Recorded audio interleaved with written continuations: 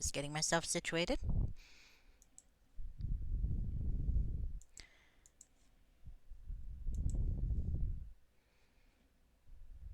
Moving around. Probably should run an ad.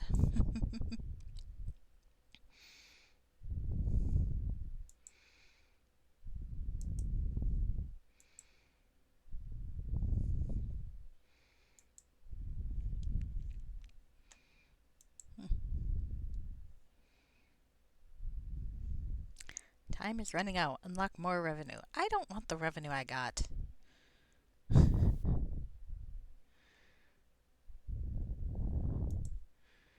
It's fine. I don't do this for revenue. I do this because I like to play Neverwinter Nights modules and talk to myself. Alright, there we go. Alright. Now for the YouTube exclusive. Which is nothing. I got nothing. Sorry. I admire the folks that can make streaming into a career. I think that's very cool. I sometimes wish I had the charisma to do something like that, but to be honest, I don't know. I don't want to put the work in. Folks have these beautiful effects. They clearly have put so much work into how they present themselves. They look gorgeous. Like, you could tell some of them even have voice training or just naturally gifted. And they know all these activities to do and bonuses for people who subscribe, and it's all really, really exquisite, excellently done. Got no interest in doing any of that. Sorry. I'd block my camera entirely if I didn't need it for Frog Pond Academy. But if you ever want to see what I actually look like, you can go watch Effector of Change's Twitch stream on Wednesday nights, 8:30 Eastern Standard Time, where I play the gnome Igor Nakanak. Playing a gnome basically amounts to me talking very, very quickly and interrupting with non sequiturs all the time. I'm honestly vaguely surprised my teammates haven't killed me yet. Either in character or out of character, let's be honest here. It is fun to play a gnome.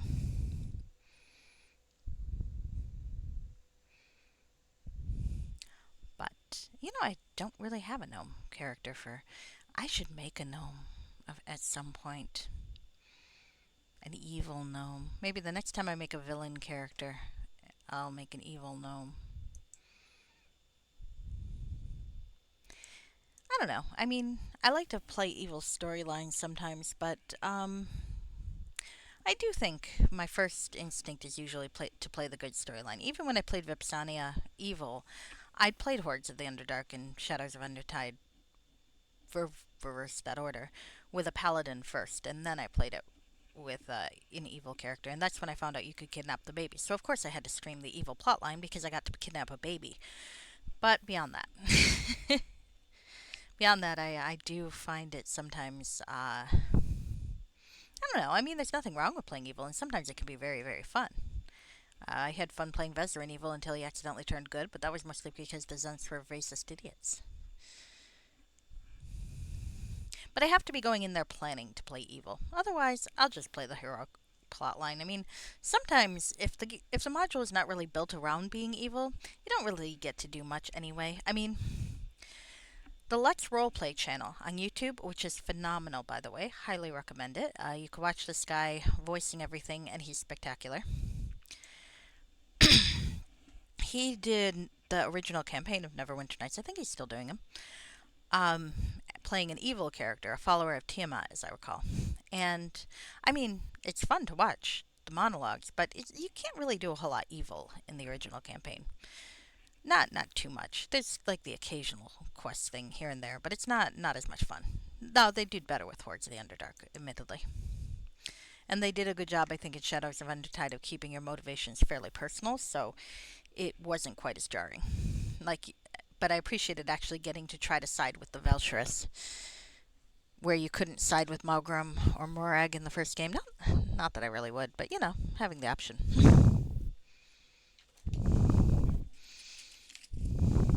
So, I been thinking of playing the Blackguard module series again. Um, there you play a kind of cartoonish evil, but it is kind of fun. Sometimes it's fun to play the comic book evil. Gratuitous monologuing and stuff. I like to play that one with a female character. I'm not sure why. I think there's some sort of psychological thing. One, for whatever reason, I find it a little easier to play an evil villainess than an evil villain. And I think that might be some ingrained sexism. Are you going to work, darling? Yes, thank you. Um, I think for some reason, I think it's easier to play, or I don't know about easier, but like there's a part of me that if I'm playing a evil male character, depending on how it's written, I think it sometimes goes a little too far into, I don't know, unfunny. I don't know. And I think it is sexism on my part.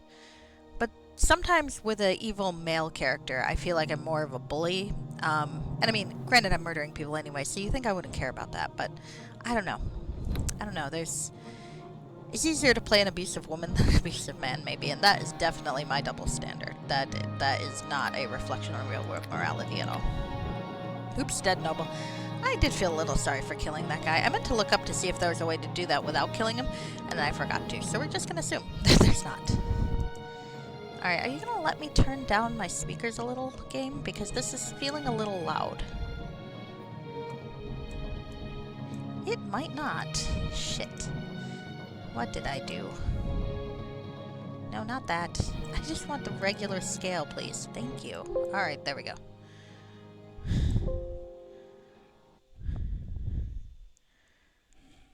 Alright. So where the fuck am I? Oh, here I am. Oh, I gotta unpause. Alright, so I was talking to Gideon. I've got a new friend. Birmora the Sword. Who actually... Where is she? Oh, there she is. Let's talk to her.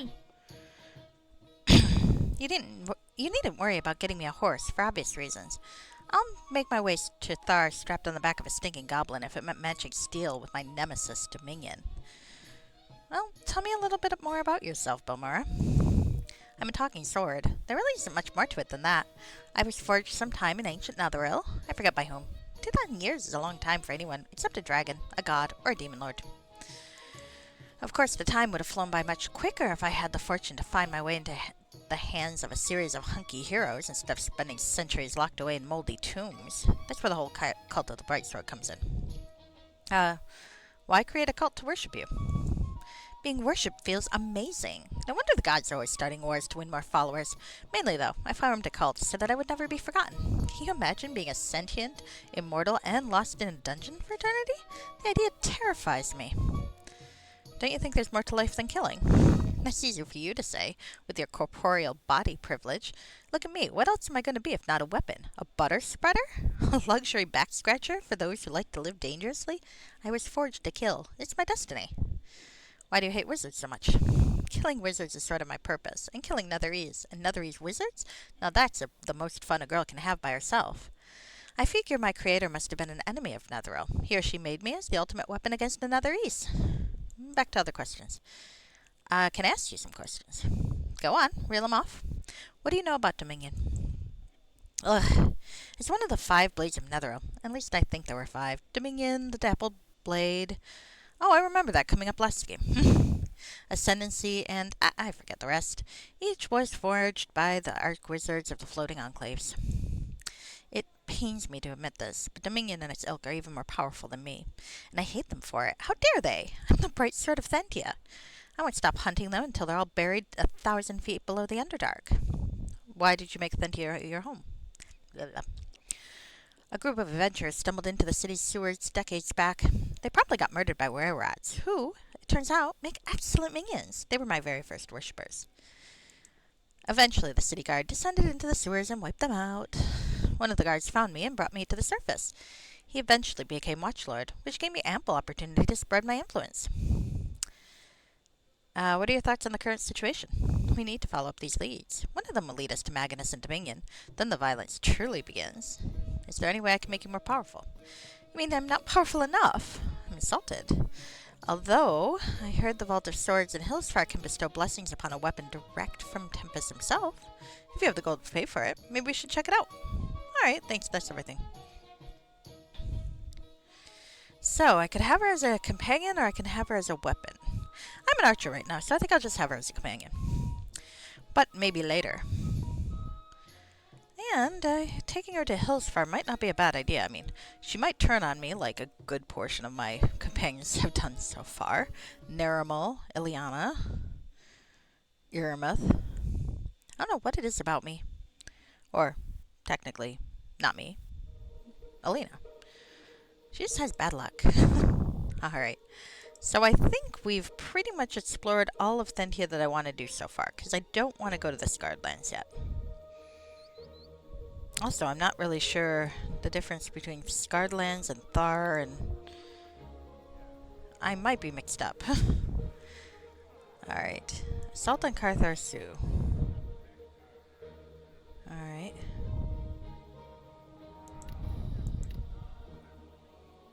Okay. Alright, yeah. That makes sense. What are you doing? No, stop trying to steal my treadmill remote, you cat. Come here.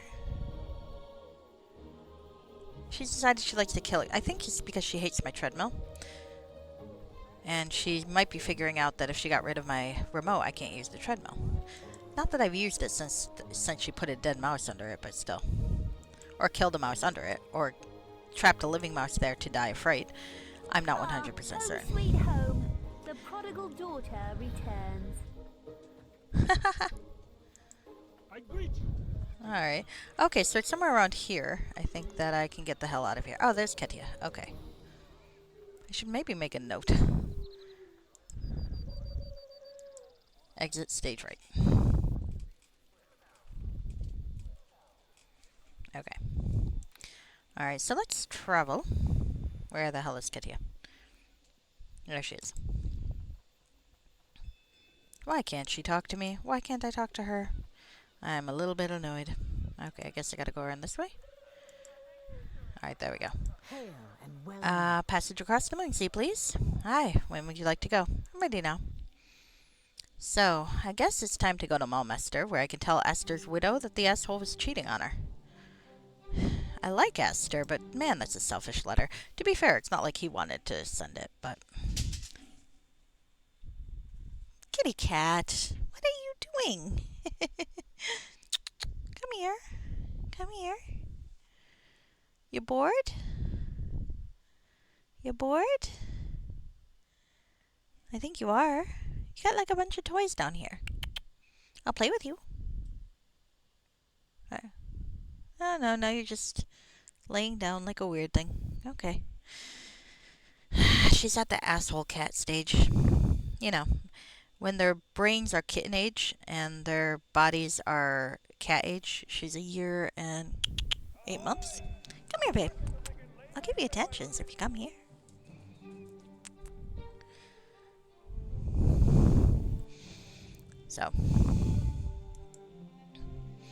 So she likes to run around and be crazy sometimes, as cats do. But she's got big cat muscles to balance out the kitten nature. Alright, so there's the docks, Oxpit Tavern, the Smith, and the Imperial District.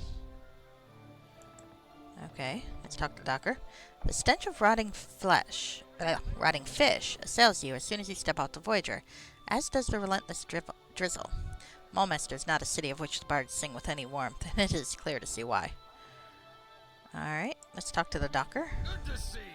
We're what keeps these docks running. Hey, Alright, that's everything. Greetings. Okay, nothing new on that part. Alright. Okay, Seagull, Spectator. That guy's got a name. There's some Thane guards, spectators. Hello. Not with the Thane party, are you? I greet you. For the glory of Thay. Let's talk to Captain Zemeckis. Ah, cutscene. Maybe I should have waited till daylight. Behold the glory of Thay. a dozen gem golems, constructed at exorbitant cost to honor the blessed alliance between the city and my beloved homeland. Don't even think about touching them, or you'll lose an arm. Who are you? Who am I? I suppose it's only natural that a mere peasant in this foreign land would not have heard of Captain Zemakis, personal bodyguard of Ambassador Ravan, and head of security on this diplomatic mission. I'm here to ensure nothing goes wrong. The ceremony will go ahead as planned. The Tharshan and the High Blade will take delivery of our extravagant gifts, and the ties that bind us will be renewed ever stronger. The Zents be damned. So what's going on? What does it look like, you orc? The anniversary of the union of Tharshan, Dimitra Flas of Thay, and the High Blade Self-Earl of Mulmaster is upon us. As a symbol of our undying alliance, they has sent a delegation bearing the most lavish gifts imaginable. Each of the dozen golems that will be presented to the happy couple at the Thayan Enclave has been constructed at the cost of thousands of gold coins, not to mention the blood of countless slaves. They will serve as a timely reminder to the High Blade of the value of our alliance. Can I witness the ceremony? Don't make me laugh. Only very select personages, and those carrying official passes, are invited to attend the ceremony. You do not look like a noble or a red wizard expatriate of note. I have no doubt obtaining such a pass is beyond you. We'll see. Enough of this pointless chatter. The dots are secured. Stand aside. The ceremony is due to start soon, and I must guarantee the safety of the Tharshan and our Maulmaster allies to the Enclave. Okay. Well, that was fun. Oxbit Tavern. It seems like there are some interesting events going on around it right about now. And there's the... What's his name? Again? Alright. Thayan Ambassadors. A rare opportunity to gain an audience with Self-Earl. I feel like I want to tell the Self-Earl about what happened to Esther as well. Maybe he'll be happy about it. Maybe he won't. It will be interesting. I thought I had a... I'd like to look around the city a bit more in the daylight, because right now it's not too bright out. Might have to adjust the gamma, actually, but I'll hold off for the moment, and let's go to this tavern. Oxford Tavern, okay.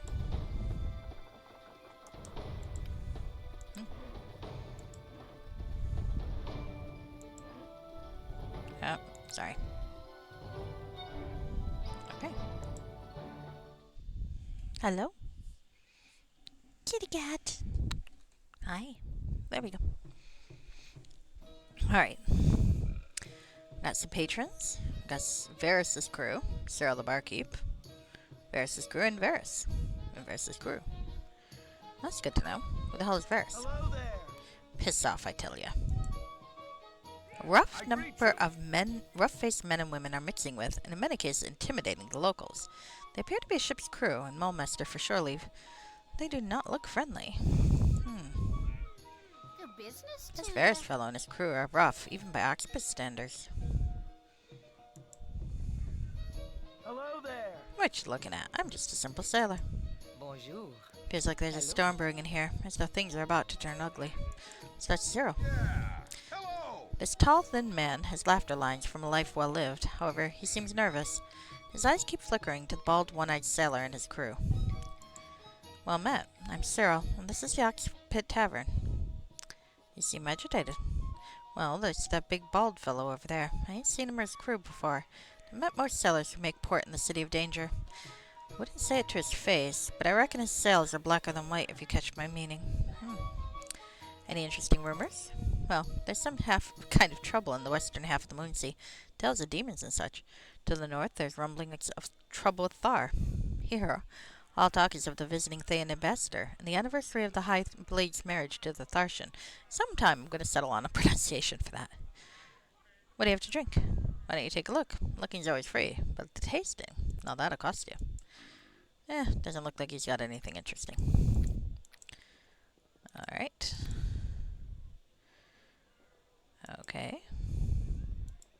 Can we go back there? Doesn't appear so. The waitress? What can I get you? Be with you shortly, love. Hello there. Piss off, I tell you. Alright, well, let's see what this Varus has to say. Hello there. This bald, battle-scarred warrior narrows his lone eye as he watches you approach. His fellows immediately put down their drinks and finger their longbows. A dozen expert archers are ready to fire at a moment's notice. Is that a bar or a strip joint? Well, if this guy wants to strip down, that's up to him. Hi, Rashke. I did find the companion you were telling me about. Very fun. Alright. Ah, 'tis a grim day in the city, and I reckon things are gonna get grimmer still. You have the look of the mercenary about you. Have you come to old Varus and the crew of the Purple Star? No idea what you're talking about. Do you not? In that case, why are you here? Just want to ask some questions. No, you'll ask no questions, Varus. Questions lead to answers, and mayhap not the kind you'd like.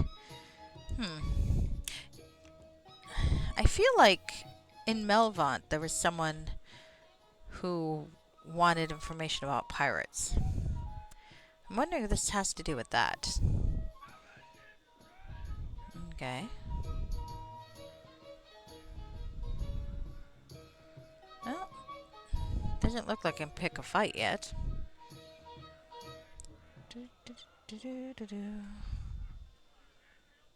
Alright. Well, let's head back out and hope I can figure out what the hell time it is.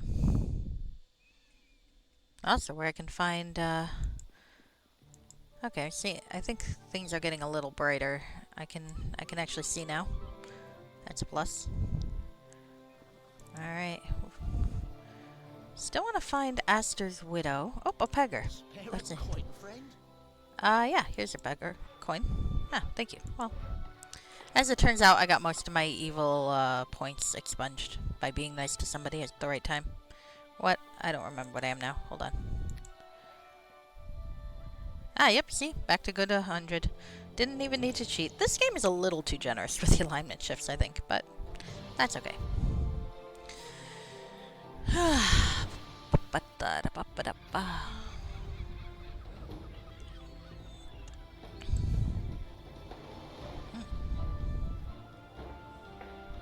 It's a seagull. Hello, seagull. Where the fuck am I? Let's not walk into the wall. That's why.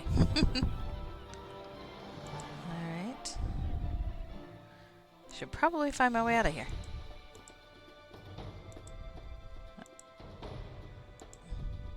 Ah, there we are.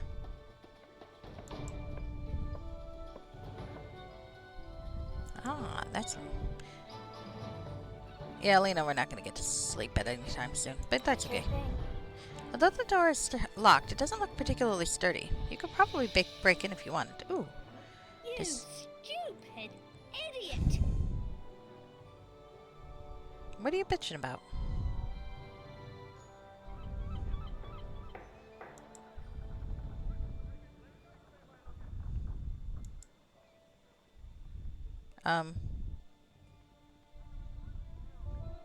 That was not my intention, but okay. Okay, change tactics. The nerve! I want to change your tactics. Like I was created as a mere tool to serve your needs. Well, I mean, I was, but that's not the point. Go on then. I suppose I'll indulge you this once. Don't help me if I fail to open a locked door or chest. That's okay. I wasn't planning to. Alright. It's okay. I don't want to change your tactics. Yes? You do something for me. Oh, here we go. Can I adjust your equipment? Look at me. I'm a flying sword. What equipment do you expect me to carry? Next request, genius. Are we done yet? I haven't killed something in a while. That's everything. Speaking of... She is a Construct 11 Wizard 11. Chaotic neutral. I might take her to Hillsfar. I think it'd be fun. Alright, so... Hey! Thanks. That's everything. There's not a lot of room here. Larissa, can you get out of the fucking way, please? This is kind of irritating, actually. Oh, now I'm stuck. That's not good. Alright, nope, that's everything. I would like to get into this place because I can break into it, and it said I could. But now I am just a little annoyed. Okay. 3 is more annoying than 2 for some reason. Watch, I'm gonna be stuck here. Alright. Really? Okay, Larissa. Thank you. Let's go in. It's a house. Oh. There are vampires in this house. It's a good thing I felt like breaking in for no reason.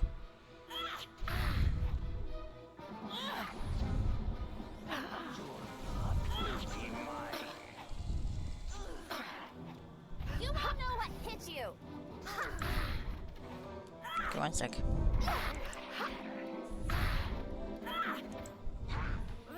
Too many people, can't keep track. This is why I don't like Neverwinter Nights 2. Too many people, can't keep track. Nah, I'm fine. Uh-oh.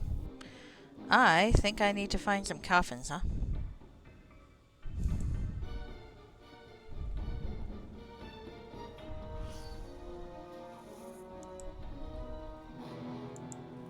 Ah, I can rest in here. That's bliss.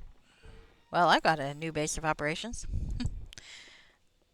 I never really understood why there were folks who would play like Skyrim and be all, which house do you get? It's like, I get all the houses. Why wouldn't I? Alright. So we've got some sarcophaguses here. I'm presuming I gotta Sure thing. destroy them or just hit them with a stick, huh? All done. Thank you, Larissa.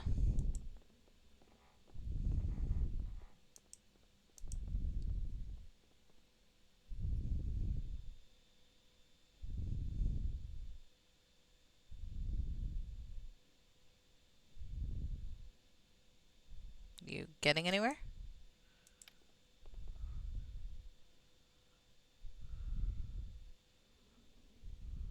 Critical failure. Spectacular. Alright, well, I got another option.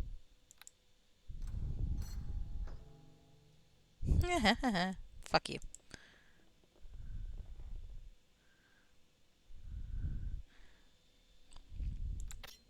Well, let's see about breaking these sarcophaguses, right? There we go.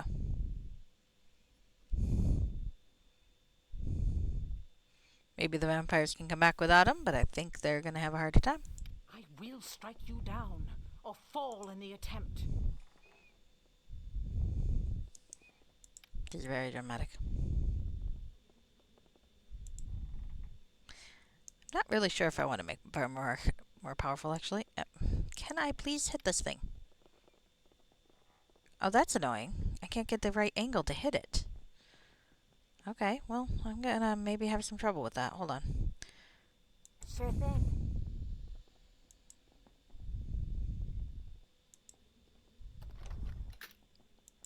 Let's read them a note written in blood.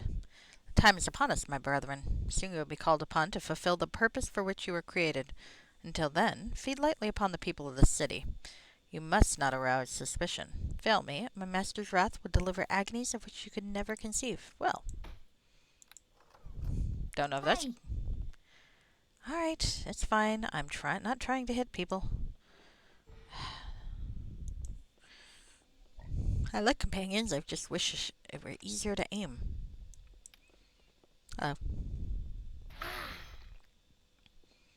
There we go. That one was easy enough. This last one might be a problem. Let's save and see if I can't waste something. Waste a skill. Can I use an imbued arrow? Oh, hold on.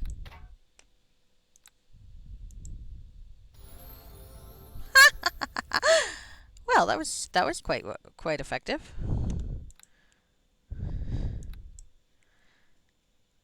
Okay, I can't hold on. I don't think I can arcane archery yet. Again. All right. We'll talk more with animals. We'll lower myself up. Search. And spot. Ooh. Nice. Alright. Well.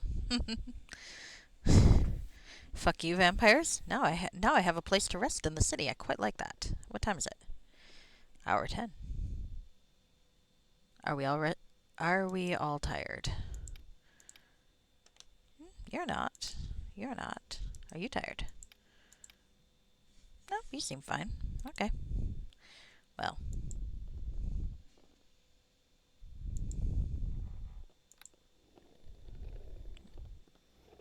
Oh, no, that works lovely. Okay. I'm going to save. A hard save here. Yep.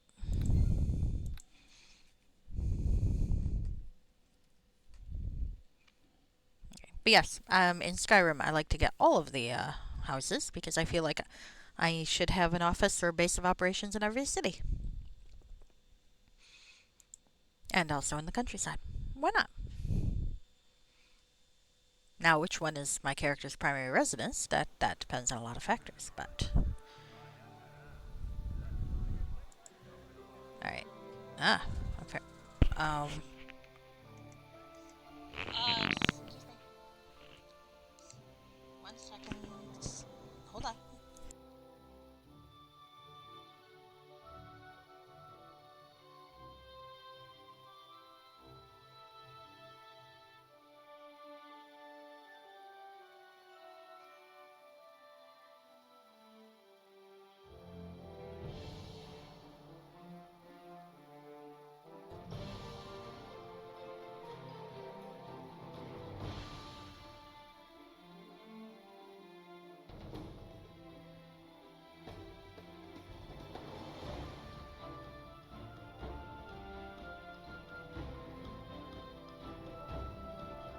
There I am. Sorry.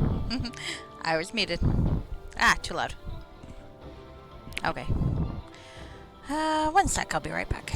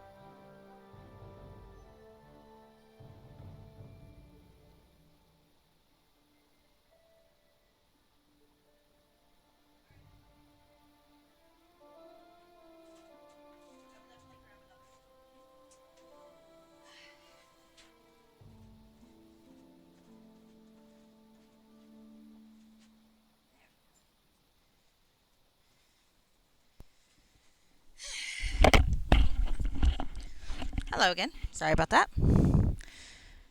There's scones. Alright. 1 second. What on earth am I doing right now? That's what I'm doing right now. Alright. Right. Here I am. The downside to resting when I did is because it's back to nighttime. What is my gamma level right now? Did I put it back? I did put it back. Alright, well, let's fix that. This is probably going to be too late in the morning, but in the meantime...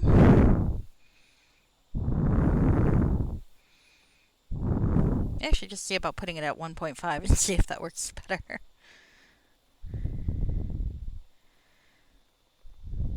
Maybe. There we go. Much better. Look at that. I can actually see shit now.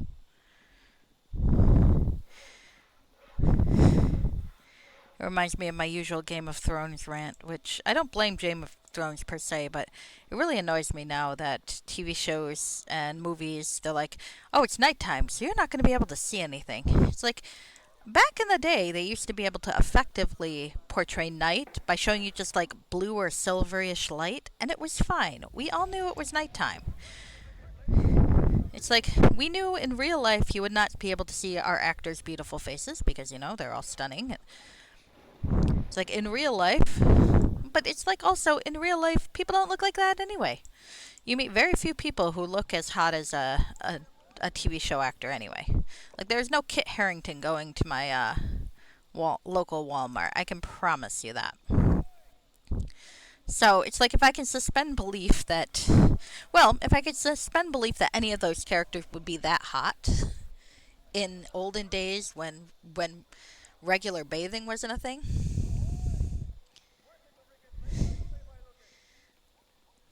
But then they had to pay choreographers to make the action look good. That's true. That is true. That is true. At least you could. But I feel like they still pay choreographers to make action look good. It's just you can't see the action. Oh, you think that they just turn off the light? Maybe. I do recall that there's seemed to be like there's some good taverns and feast halls in Moolmaster. Oh, it's a shame I don't perform anymore. I could earn us some coin. I mean, you could perform if you wanted to. I'd support you. Boy, is this city ugly. And I'm aware of the irony of that, coming from a corpse and all.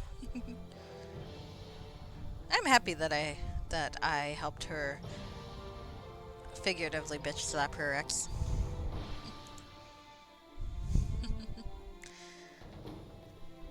I do feel like there are fewer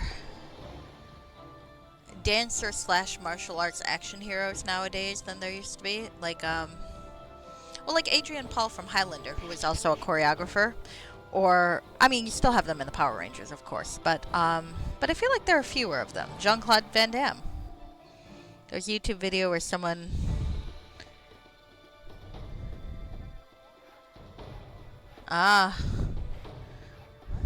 broke down the sequel. Well, I mean, to be fair, in the new movies, they're not supposed to be good. Well, I will say Kylo Ren, I always thought was a terrible swordsman anyway.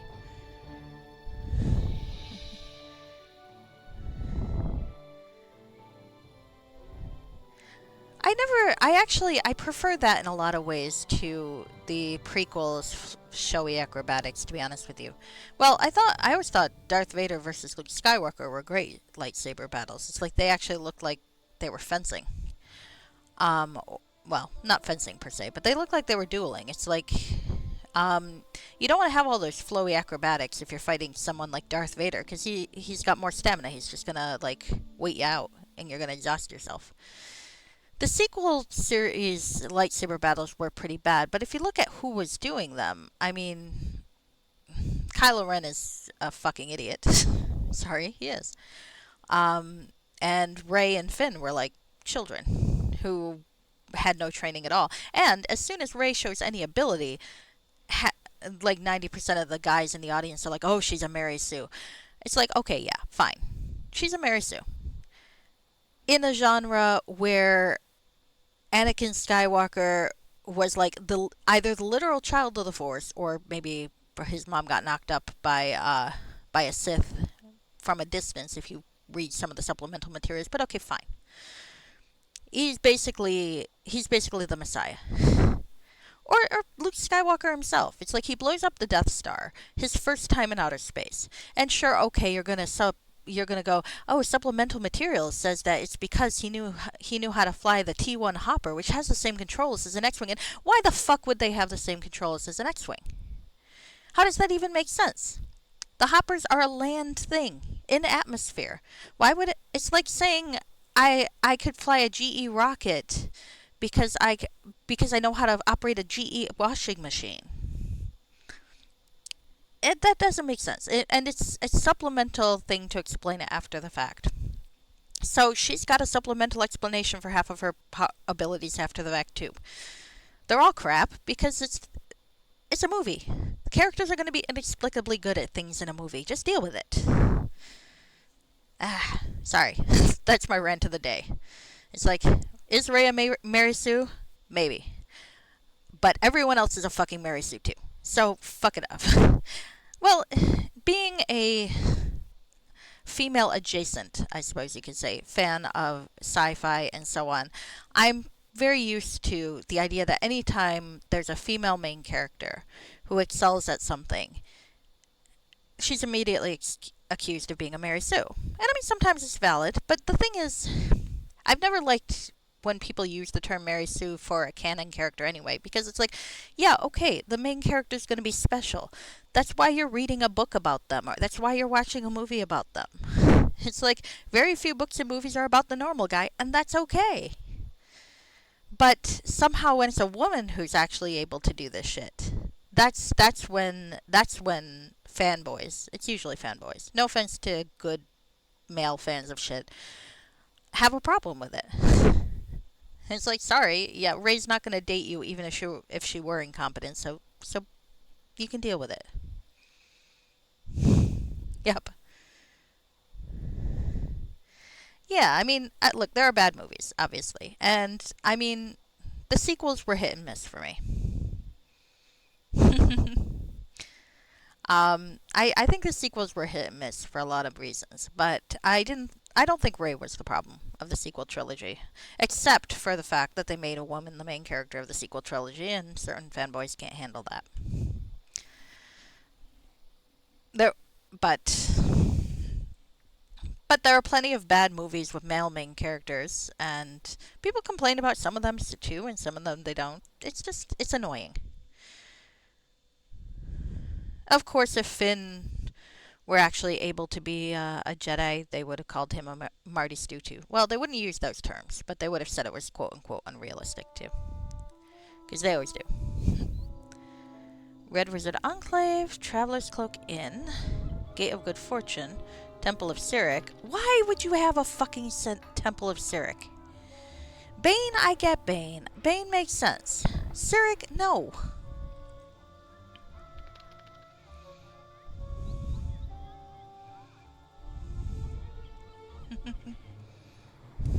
Oh, there were a lot of people who bitched about Korra. Unfortunately. Unfortunately, there were a lot of people who bitched about poor Korra. You know, God forbid she knew how to use a lot of the elements as a tiny child. Yeah, unfortunately, those sorts will say things. But that said, I mean, the franchise itself was fine. But there will always be assholes who can't deal with female leads in anything, to be honest with you. It's annoying too because there are legitimate complaints about things, and there are legitimate complaints about female characters. Yeah, sorry. It's harder to miss when you're in certain fan circles, I suppose. And of course, the things more sensitive about that. So yeah, I've got a bunch of rants about Mary Sue's. Because I feel like in general it's just used to attack female characters. And the funny thing is, I tend to gravitate towards the male characters more anyway. Maybe it's a character flaw. Also, I like to watch men suffer, so that's usually why I gravitate towards the male characters, because I like to watch them suffer. But there are sometimes you're just looking at it going, clearly the problem here is that she's got boobs. Sorry. Sometimes. Marty Stew, yeah. I mean, I'm Driss Jordan. He's even got purple eyes. You can't get more Marty Stew than Driss Jordan. Sometimes that can be fun, though. Driss is not terrible. I find him irritating, but I find his personality irritating. It has nothing to do with him being overpowered, though I think he is sometimes. The only thing the overpowered does is it makes the action parts a bit less climactic. How is the Moonsea adventure thing? Pretty good. I'm in Mulemaster. I'm hanging around this house of somebody. There are some noble women here. I wonder if this is where I can find Esther's widow. Good night. Not today, thank you. Oh, maybe they think I'm a salesman. You're here with a bard, a zombie, and a floating sword. Surely you're here to sell something.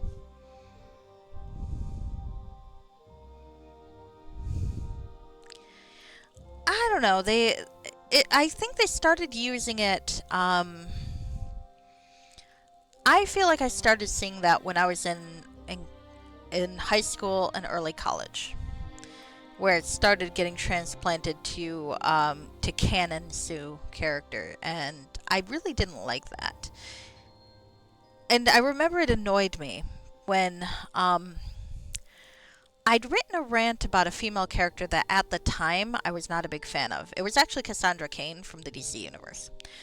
It's not that I think she's a bad character. It's just at the time, I thought a lot of her story was really contrived, and I wasn't a fan. I've mellowed since then. I like her. It really depends on the author, or the writer and the artist as to when I like her and when I don't. I think she got screwed over by the universe, like most of the more recent characters of the Zero Zeros did. But what annoyed me was seeing that my negative take on the character appear on like this Canon Sue's live journal, where like this blogger clearly thinks that Cassandra Cain is a Canon Sue character. It's like, no, I just don't care for her, and I think her story is contrived.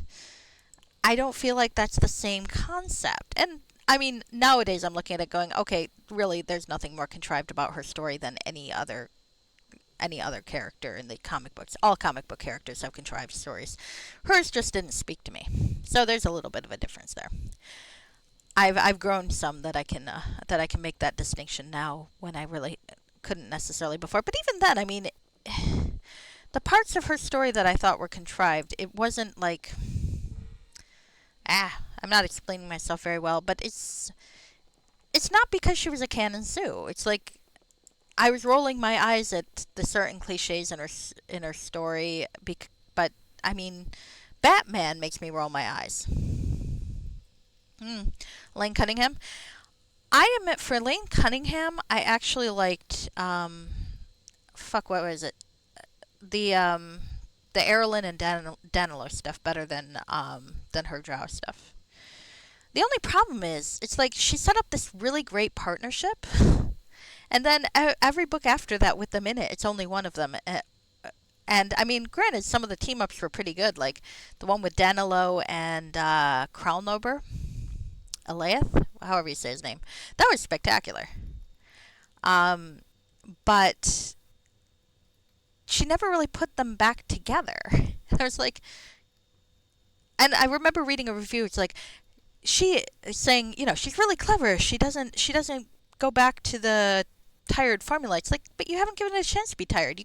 They're such a great dynamic, and you never get that dynamic again after the first book. Maybe some of this, there's a couple of short stories, but still. I just wanted her to write another book where they were partners again. Also, I wanted to know if they fucked. Come on. It's like they had such great chemistry. It's like I want to know if they sleep together. Come on. I think it was implied that they did, but in one of the short stories, it seemed like they were an item. She pegged. Also, it's kind of funny because I feel like Danilo Than was supposed to be a bard, but I don't know if bards hadn't been introduced to the setting yet or something like that, because the book seemed to be like dancing around the idea. Like, he was clearly an arcane caster. They called him a wizard, but he had like roguish skills as well. But he wasn't really a thief, and you're just like, he's a bard, right? He's a bard. But it reminded me a little bit of, I think it was Order of the Stick, when the bard character in Order of the Stick met his twin brother, and who was evil, and the evil twin brother's like, "Ha, you're a bard. That's ridiculous."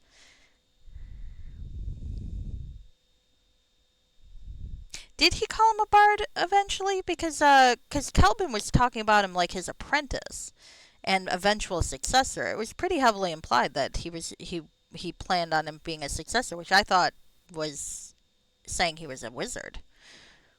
I mean, he was a bard, but maybe I just missed that part. But it definitely felt like, and maybe it's more, maybe she was just trying to avoid using the D&D class terms, in a way. So maybe she wasn't. They can do bard stuff. I do think he. That's what I'm saying. He's a bard. Um, well, you might be wrong, or I might be wrong. I kind of got the impression that maybe it was just that she didn't want to use like the terms as well. It's kind of like you don't want to use the terms levels and so on. It seemed like she was trying to avoid the out of character classification when describing what this character does, which is why I've always liked the job class thing in third edition, because you can mix and match a little easier, which makes it easier to conceive of the fictional characters who have to have abilities that occasionally go beyond what others do. I can steal a commoner's outfit. Hold on. Let's talk to the commoner.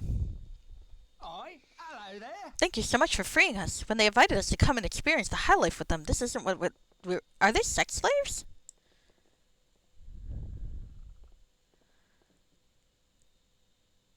What the fuck? Your business, No time to dress. We're off. Did the nobles here just like trick some commoners into... I think it was Elf Shadow, yeah. Did they just trick some commoners here to be like sex slaves? Luke Skull, I have questions. I definitely have questions here. Someone had a nymph cloak +5. That's nice. Luke Skull, I have questions. Alright, that I want to mention in my review. I'm gonna probably forget.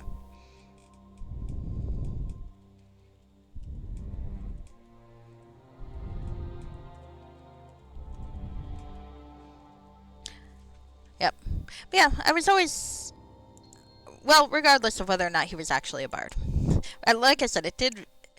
I don't remember them saying specifically bard, though. And it like I said, it reminded me of the Order of the Stick thing where Elon's talking to Nail, and Elon's like, I'm a bard. And Nail's like, that's ridiculous. But what are you? I'm a fighter, rogue, magic user of this combination. It's like, so a bard by any other name, really. But that's what came to mind for me. But I could be wrong. I might have just missed it or misremembered. It's definitely not the first time I've misremembered shit. Especially reading on my own.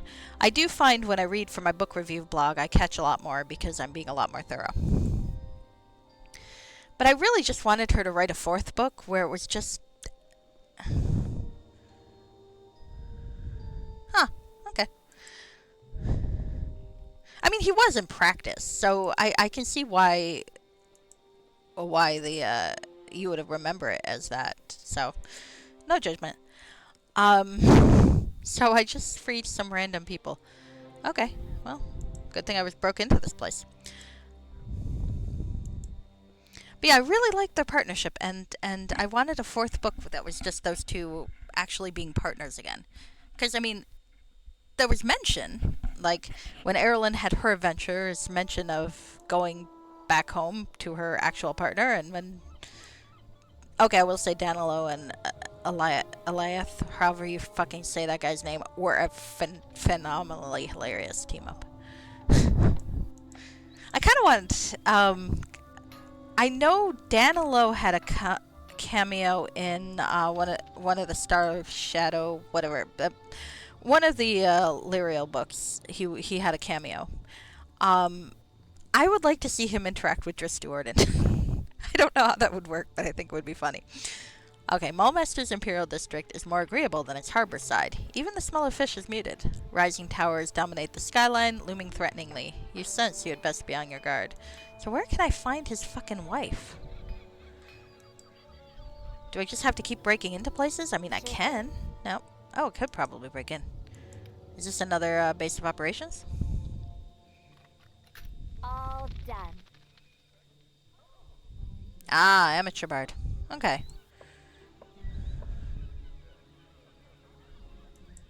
So he does say he's a bard, but the whole idea of an amateur bard is kind of, I think, separates the idea a little bit. Do it. Ah, 5 books in the series. There's 5? I only remember 3. Huh. Maybe I missed the 4th and 5th? Do they team back up again in the 4th and 5th? I'm intrigued. Because I read some of the short stories, but... Alright, well, if there's a 4th and 5th, remind me to go hunt those down. Because I really did like those characters. Erilyn is the kind of female character I really like. And, just, like... I don't know, I just really appreciated how the more fightery type character, the angsty hero, was the woman this time. And the comic relief / goofy love interest was the man. I very much enjoyed that. Like I said, probably Peggy. Elf Song, Silver Shadows, Thornhold. I don't think I've read Thornhold, maybe.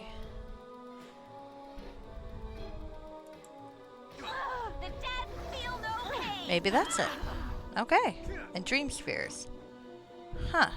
Let me make a note of that, because I'll have to see.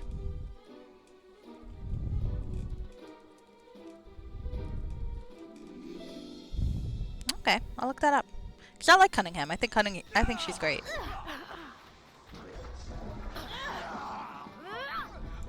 There's one thing. It's like I was reading some folks talking about different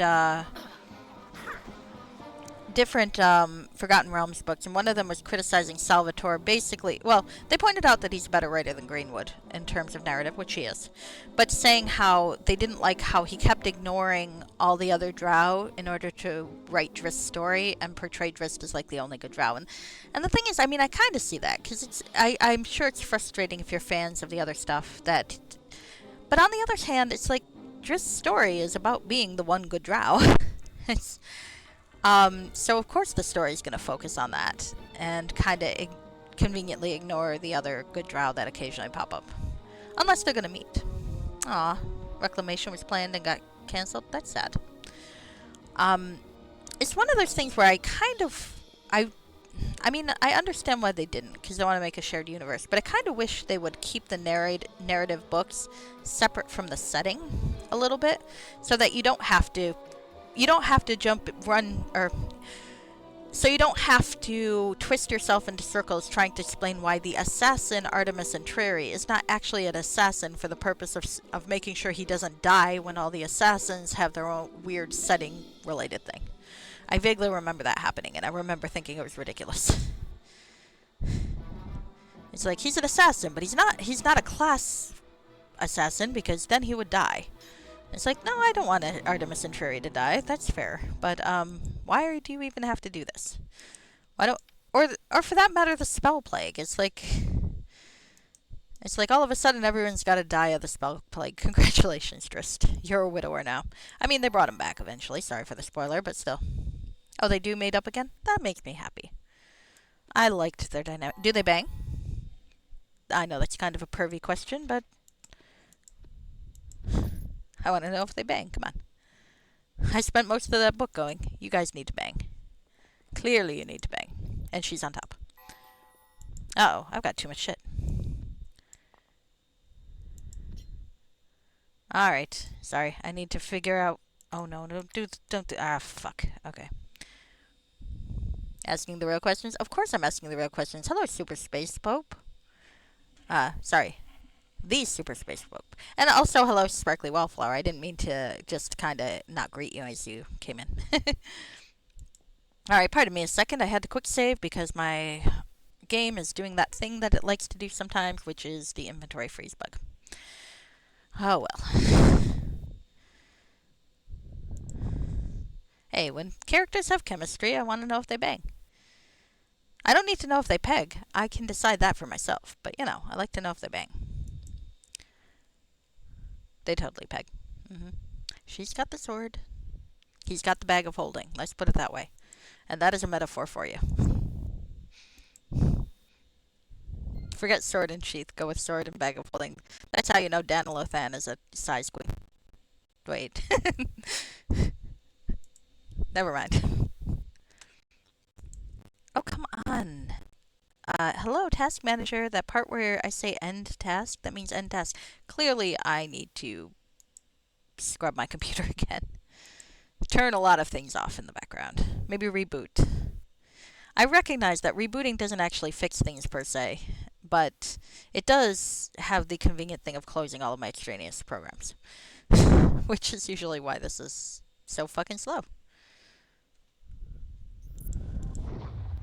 You're doing the green thing again, which means I'm probably going to disconnect. Because the last time it did the green thing, I disconnected. Alright, well, if you catch me disconnect, please let me know, okay? Because the way I've got this phone tilted, I can't quite see all the time. Alright. Anyway, we're going to try this again. Yeah, something like that. Something like that. Alright. So, we're back to Mallmaster. I was killing people, as I'm wont to do. I hope I get to kill people in the Temple of Sirik. Why do people have a Temple of Sirik in their town? I still don't get that. It's like, it feels like the sort of thing that should be behind closed doors. I get Bane, because Bane is the god of tyranny.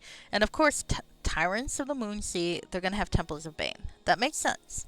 But temples of Sirik do not make sense. Sirik is a chaotic god who schemes against everything and likes to murder people. It's like, there's nothing about that a lord of the city should want to have in their scenario. Okay, good, the save worked. But first, before I get this stuff, I need to open one of my many empty bags and shove shit in them. Because I am bad about remembering to shove shit in my empty bags. Alina buys bags, magic bags, as though she were a rich lady buying Coach purses and never uses them.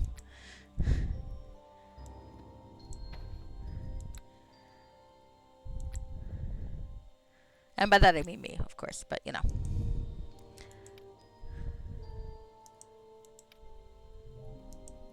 Okay, I know okay. This has room for shit.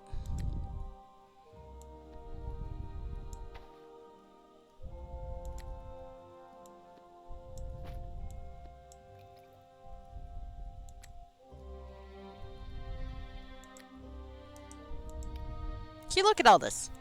There is no reason for these bags to be empty. Ooh, that looks swanky. Okay, now I'm gonna have to find all the unidentified shit the next time I go to the fucking, store, but that is a problem for later tonight. Future future Squid Monarchy can deal with that. I slipped up and used my other name. Sorry, I don't care. I'm pretty sure my Twitter's linked somewhere to my thing anyway.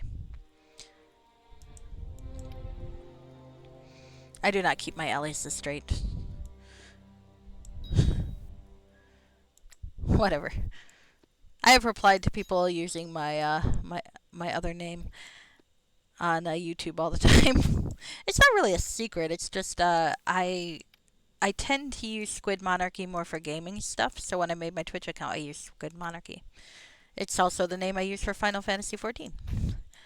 But, the other alias is just what I use for most other things, so I wanted to separate out my gaming stuff on YouTube, so I used a different one, but I have my primary account, which is under my other name. That's what happens. But I also get very easily confused, so I can't remember shit. So there you go. Alright. You like bolts. Let's give you bolts. Barrymore is kind of unhealthy. Can a sword be unhealthy? Apparently. Can she die? That's a question. Hey Rashke, can this sword die?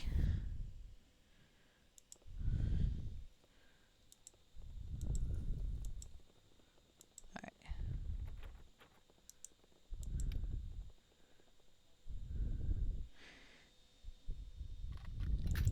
I did enjoy, I think of the characters in Elf Shadow, I do like, oh, there's Dead Red Visitor. I do like Danilo best, though, because I enjoy the concept of a character who very, very sincerely tries to pretend to be stupid. And I think that's very funny. Especially when he wouldn't just tell Erilyn that she wasn't stupid, so she'd be just kind of looking at him all the time like, what the fuck? And I find that fucking hilarious. A woman pretending to be stupid, less fun. All my characters are... oh, that's true. They do tend to get up again, don't they? I tend to forget that. Like I said, Erlen's the type of personality I was really happy to see as a female character. And then just he balances her art so well, and it's very funny to me. It's like, yes. Yes, I enjoy seeing that mashup of characters. So that's why I hope they bang. And I will have to go look up and see if I can find the later books. Alright. I lost my initial train of thought before I got to this topic. That tends to happen a lot. Alright, I'm gotta find Aster's widow and give her the notice that he's been cheating on her because he's a dick. Aye, hello there. Ooh, Daisy Hawthorne. Who are you? You have a name. Come to buy a houseplant, dear. Perhaps a nice Calishite Leuca or Comarian Violet. Oh, the Tetherian Philodendrons are lovely this time of year. These flowers are all toxic. Indeed they are. You're obviously a connoisseur. Allow me to show you my special stock if you catch my meaning. She's a poisoner. Oh, that's funny. I like her. I mean, I'm not going to use poisons, but I like her. Aye. Helena's like, no thank you. Gosh, look at all these people. There are gamblers, there's a... Let's go fish something out of an urn. Ah, more poison. I suppose I could sell shit to her if I need to, but I should keep an eye out for Gate of Good Fortune. I should keep an eye out for stores, shouldn't I? Because I'm still looking for those fucking Mythworld shit. Oh hell. Maybe at the docks there's a store I missed. Gate of Good Fortune. Let's see what's in here.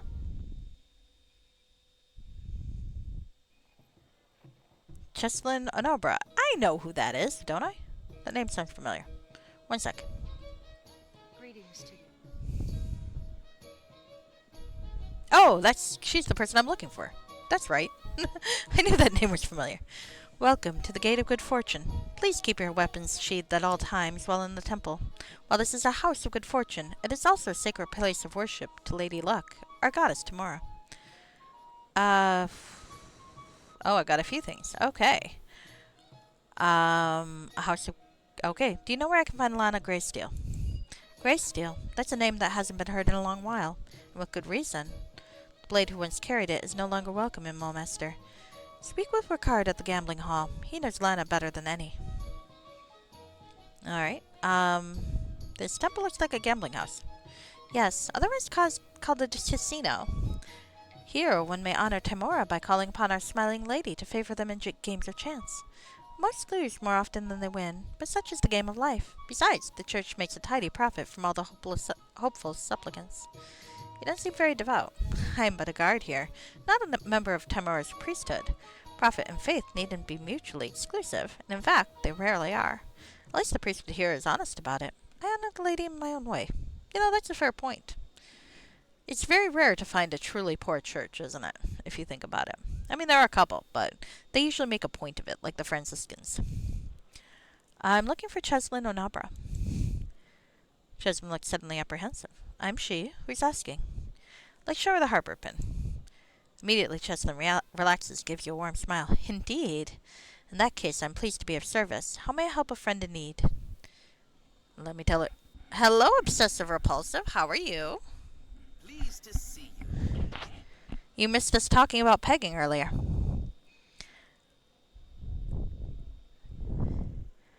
I'm going to tell Cheslin about Magnus. I'm afraid I cannot help you. Such a powerful archmage must surely have a story to tell, but the destruction of Zental Keep years ago left few survivors. Many fled here to Mulmaster's refugees. You did miss Peg Talk, but I'm happy to talk about it again if you need. I suppose it's possible one of the survivors down in the Zent's quarter may remember Magnus from his days in Zental Keep. Take care if you venture down there. It is a rough and dangerous place. Alright, and I need to get a hold of a ceremony pass. So you've heard about those ridiculous show of excess Thay is putting on to impress the High Blade, all because they feel threatened by Mulmaster's recent alliance with the Zentarim. I can get you a pass, but it will cost a small fortune. The noble in question is only willing to sell because they've racked up debts they can't otherwise pay. The cost is 10,000 gold. I think I'm okay with 10,000 gold. I'll pay it. You certainly don't shy away from reaching deep into your pockets. Give me an hour or two, and I'll have the pass for you. Here, it's only valid for one entrant, so if you want to take any of your companions inside, you'll need another. I feel like I can shoot things in the face without my companions. We're probably okay. Ooh. Alright. I got a lot of fucking quests, don't I? So when are you going to be streaming next, Obs? So I can tell my followers not to follow you. It is a good experience to follow Obsessive Repulsive, by the way. He doesn't like it, so I won't tell you to follow him. I will just say that it is a great experience. Alright, we've got some Priestesses of Tamora. I always liked Tamora. Good day to you. You should try your hand at a game of chance. Tamora blesses those who put their faith in her. High Priest Niskel Renee. Oh. Hello, hello. Well met and welcome to the Gate of Good Fortune. Would you like to see what goods we have for sale? Or perhaps you'd like to try your hand at one of our games of chance in the gambling hall. Can I keep a secret? Probably not. Tell me anyway.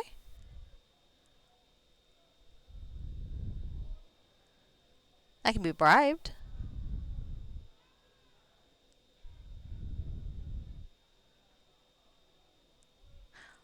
Ah, I missed your secret stream, Ops? Oh, that makes me sad. What did you stream?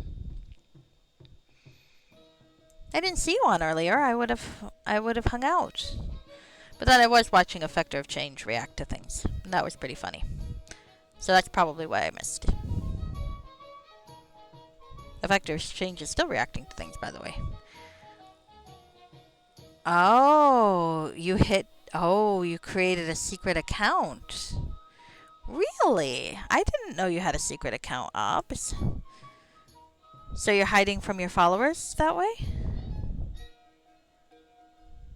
Huh.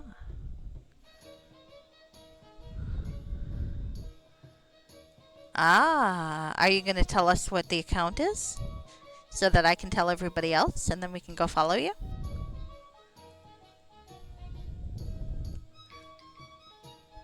I mean, you could always bribe me so that I won't tell them. And then I would only tell them if they bribed me more.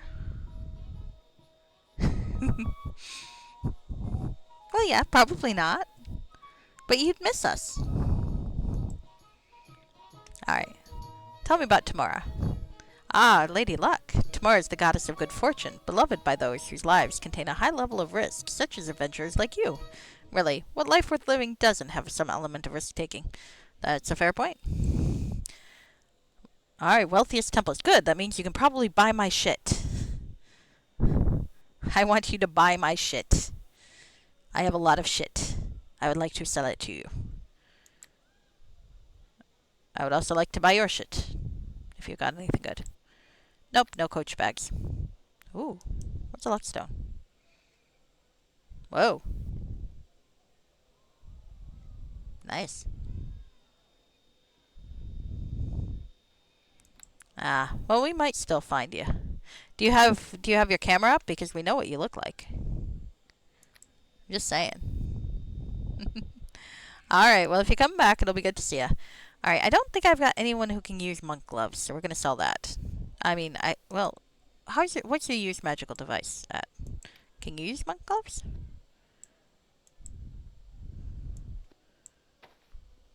You can.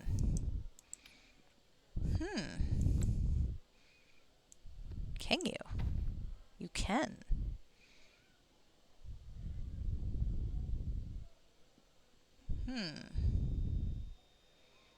I think I might find you, Ops. I'm very good.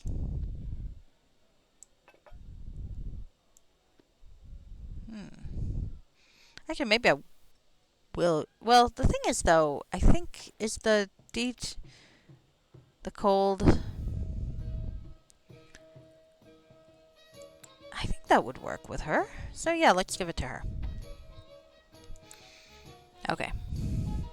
I don't want to sell the Harper pin, because that's actually useful. I don't want to sell the Staff of What's-Its. Or one of the many, many, many wands of whatever the fuck it is. Let's keep an eye on what I've got here. Alright. Probably sell a leaf. Why do I have a top? I could probably sell it. Dirty jokes aside. So not to sound snarky, by which you already know it will be, if I don't want people to watch... Oh! You're asking Obs? Obs is a strange fellow. I think nature calls to him. And that's why he has to stream. Besides, I don't think he minds people watching his stream. He just doesn't want people following him. I'm not sure the distinction myself, but Ops is a little weird. You guys get used to it. Also, we like to torment him. That's really more Emmy, but, you know.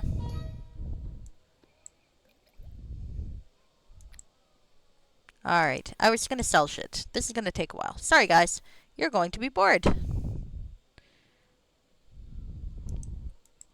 As I forget what the fuck I had to sell to begin with. And keep comparing them to things that my characters have and going, do you have anything that's quite that good? And then going, oh, yeah, you actually do.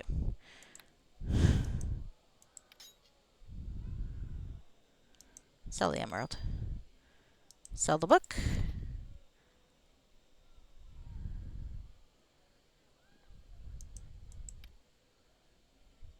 I could sell the commoner outfit, but I might need a disguise. I don't need 2 disguises though, so let's get rid of one.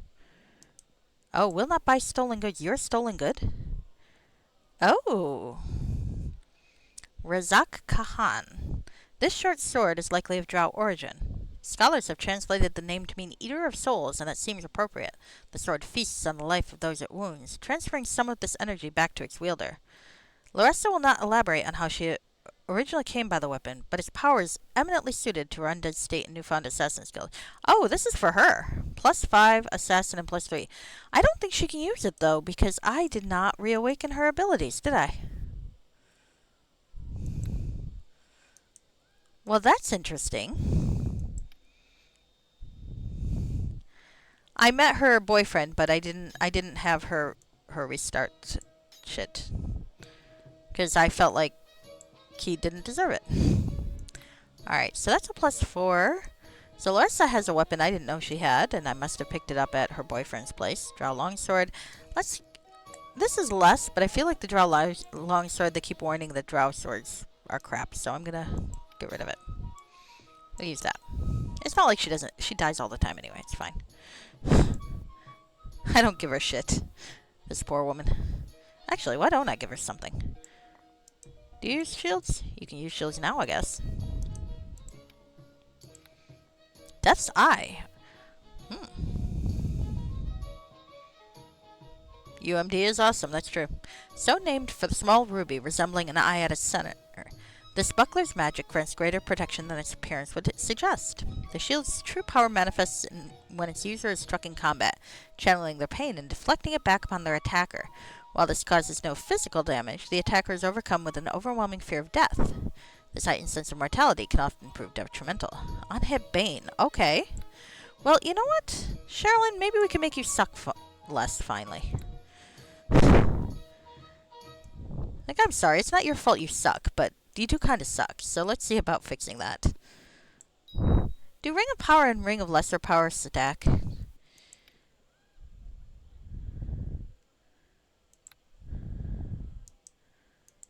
feel like they don't stack. And I feel like he's going to be out of money soon. Fuck. Why do I have too much shit for this fucking economy? I saw the Boots of the Winterland at least. Yeah, fuck. UMD is awesome. Yeah, I mean, I didn't actually tell her what to do. I told her that she should decide what she did because it's her fucking brain. And she took that to go with, I don't actually want to know what I used to be because it sounds like it sucked and I'd rather be me. And I can respect that. Sometimes you gotta be you.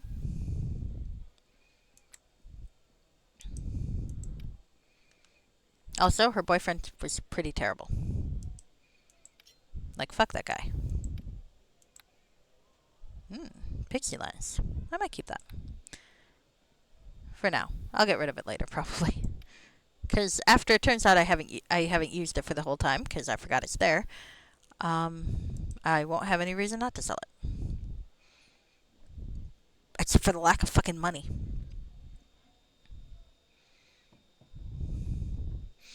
It could. It might. Like, maybe if you did evil things with her, she would decide to be evil. That would make sense. Might be cool to try that. Did you play it evil and she picked something different? Okay. Well, we're keeping the Mace of the Moon, because you never know if I might have to fight another undead. The fucker.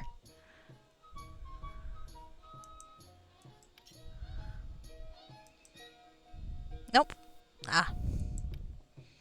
That might be worth trying. So one of my commenters was hoping that I'd play this from an evil game, and I had to tell him, sorry, I'm playing this with a character that I pre-established who is good. I'm not going to make Alina evil, like, after the fact. But it does seem like it would be fun. Alright, so I've got 6 of these fuckers. I still need 4. I wonder where I'm missing one. Maybe the Zen Quarter has a weapon shop.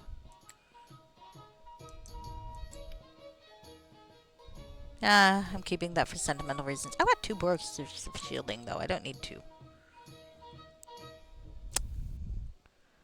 Right. Kind of forgot what I was doing. I always forget what I'm fucking doing. Alright. Oh, let's sell that shit. Who needs a fucking Zen shield? It's also kind of crappy. You'd think it would be better. Hey, do you have arrows, by the way? You do not. Why do clerics never have fucking arrows? Fucking clerics. Arrows can't be lucky? Ah, maybe they can't. There might be some sort of divine thing about that. Your teeth are clean, but your mind is dirty. Well, that's normal, Obs. Ah. Hello, Asa Gray. I misread your name for a second and almost called you an insult. I apologize. I am liking Tyrants of the Moonsea a lot. I really like the Moonsea region. I don't know very much about it, to be fair, but when I was a really little kid, the first D&D type thing I ever did was play Hillsfar. So I am irrationally attached to Hillsfar. I was actually pretty sad that I couldn't kill Malthair. I really wanted to kill Malthair. It's like I wasn't even mad at what's-his-name for trying to scheme me into killing Malthair, because it's like I totally would have if the game had given me the chance to. I absolutely would have. Like, I think I had ended up making some sort of snide comment about how you can't rape the willing, which is a horrible thing to say, but there you go. Oh my god. Look at this thing. Sling is well made for a powerful individual might topple a titan. +5 and mighty +8. I don't even use slings, but I'm keeping this fucker. Alright. Okay. That thing's fucking awesome. That thing's so awesome, I don't actually know how to react to it. Except to go, fuck, I'm a fucking archer. Where can I find a bow that does that shit?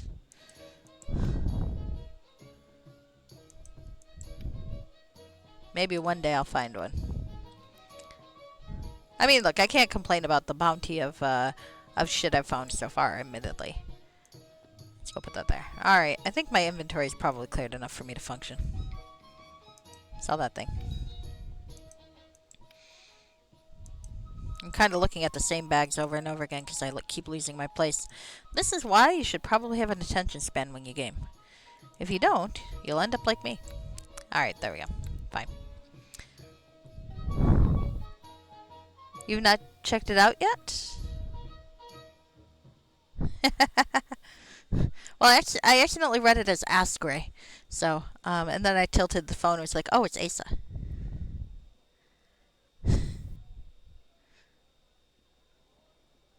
Like I said, I really like it. I've liked most of the premium modules I played so far. I really like Darkness over Daggerford too. I played that with a halfling sorcerer named Eric the Red.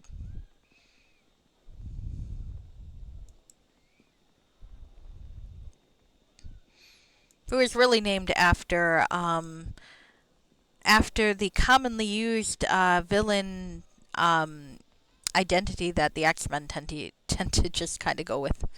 It's like, we need someone to pretend to be a villain for a while. We're going to use Cyclops' old Eric the Red disguise. Okay.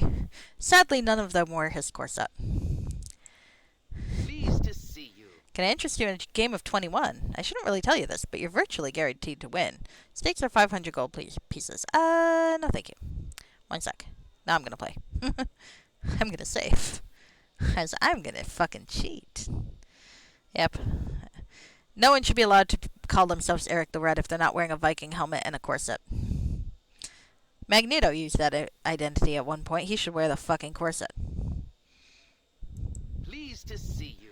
Alright. Can you explain the rules? You roll 3 dice repeatedly to accumulate a score of 21 or less, and I will try to surpass. Whoever rolls the highest score without exceeding 21 is the winner. So it's like blackjack, but with dice. If you score more than 21, you lose. That almost never happens. I'm sure it happens all the fucking time. Let's play. Oh, shit. Look at this. Alright, let's play. Roll the dice. 8. Do you want to roll again? I probably should, yes. Roll the dice. 9. Oh, it adds up. Roll 3 dice. Do I want to be over 21? That's 4. You can try to beat me. 7. Your score is a challenging one. I'll need to roll again. Okay. 12. I think he's going to beat me. Yep, he beat me. Oh, how lucky. Sure, why not? Let's be a gambling addict. I'm going to reload. 10. Do you want to roll again? Yes. 20. Alright, you can try to beat me.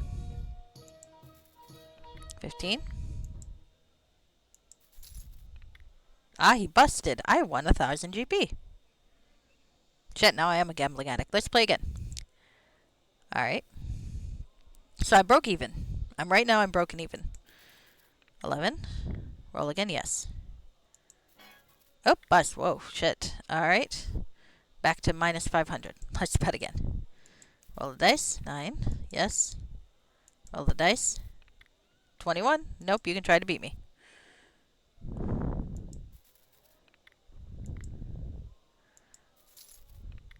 I won 1,000. Back to 0. Shit. I am a gambling addict. 8. Bust. No. Here's my 500 gold.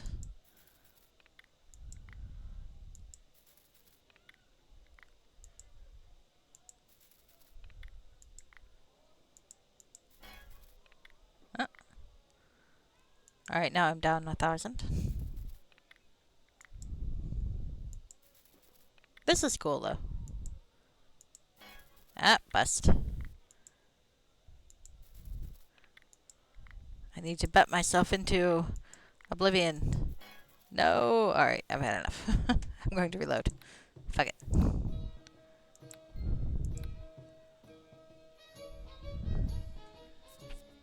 There we go. I might be a gambling addict, but I also have power over time and space. No, actually, there's a real reason why I will not go to the casino with my parents. My parents love to go to the casino, and to their credit, they're very disciplined about it. Like they have a set budget, they have a set amount they're going to spend. They won't go more than that amount. If they win some, great. Then they either keep it. I think maybe they put a little bit for betting and keep the rest. But it's like they never leave with having spent more than they plan to spend. And I admire that. I have a very addictive personality. Yeah, for me, my problem is I'm always feeling like I'm just getting the hang of it. So I want to try a little bit more. Yeah, right. Power over time and space. It's like, so I always want to try a little bit more. One more time. One more time. Let me play once with the Pleased to guy. see you. But only once. And I'll be like, oh, I've almost got it. Now, if it's a pure game of chance, I might be fine. If it's a pure game of chance, like a slot machine, I don't find addictive at all because there's no way to win a slot machine. It's just you're lucky or you're not. But if it's something that I think has some skill that I could learn, then I'm fucked. I would just fuck up royally. Okay. I've had enough. Good day to you. Okay. Alina has more willpower than I have. I'm role-playing her. Okay. There's a croupier. Let's talk to Rickard Greysteel. I greet you. Oh, okay. Again, what are the odds? These games are rigged, I tell you, rigged. What are you looking at, Mrs.? I was told you know Lana Greysteel. Oh, what's it to you? She's my wife, if you must know. But marrying me after her last husband left her was the stupidest thing she ever did. I need to speak with her. Speak with Lana, not me. Can't you see I'm busy? We live down in the Zens quarter with all the other paupers. Don't ask me for directions. I can barely tell my arse from my elbow at the best of times. Thanks for nothing. Let me get back to my game. Oh, this guy's got some self-loathing issues.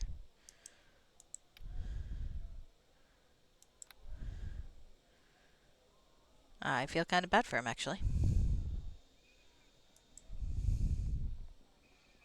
What's in here? Let's read about the city of Mulmester. Mulmester is a bustling center for trade, commerce, and intrigue. While most other cities in Faerun are surrounded by vegetation, Mulmester is nestled among the completely barren rocky hills that lead to the Earth's spur mountains. Mulmester relies upon fish pulled out of the Moonsea and other imported foodstuffs to feed its people. The entire city bears the odor of steelworking and raw fish, something that most visitors find nauseating at first and difficult to adapt to. The city's climate is uncomfortably cold, windy, and wet due to its proximity to the sea. Mulmester controls no land, but its power stems from its strategic position and the commerce that flows through the city. A governing council known as the Blades rules the city in name only. The true leader of the city is a warrior known as Selfarl Umdolphin? Really? Umdolphin. Umdolphin. Okay. That's kind of a cool name, actually. Who carries the title Highblade. Ruthless and feared, Selfarl demands absolute loyalty from the other Blades. The nobles are coerced into supporting him. Those who oppose him publicly or move against him in the shadows are either intimidated into submission or assassinated and replaced by those more willing to see things his way. Such fear and reverence have been instilled in his subjects that the High Blade is almost never questioned. Selfarl married the Tharshan, I still don't know how you pronounce that, Dimitra Flas of Eltabar, a red wizard, in 1368 DR. They has maintained a noticeable presence in the city ever since. As a result, Saz Tam and the remainder of the leadership in Thay have taken considerable interest in Mulmester, viewing it as an eventual gateway to expansion into the heartlands of Faerun. Red Wizards of Thay! Historically, Mulmester Pleased to see you. has been an enemy of the Zhentarim, but in recent years, the city has established an alliance with Fazul Chembril. Using the resources provided by the Zhentarim and the Red Wizards, Selfarl is easily able to uncover and eliminate any plots against him before they become a real danger. While both groups are loyal to him, as long as it suits them, it has become a balancing act to keep the two groups from working against each other within the city, while maintaining good relations with both. I can see that. Alright. Let us see who else we can talk to. There's some more nobles, a priestess, a gambler. Let's talk to this guy. Pleased to see you. When I lose, his games are always fair. Are they now? Well, that's cool. I guess Tamara's a good goddess, so they probably are fair. By some measure of definition. The Wheel of Fortune. Is that roulette? Wheel of Morality. Turn, turn, turn. Tell us the lesson that we should learn.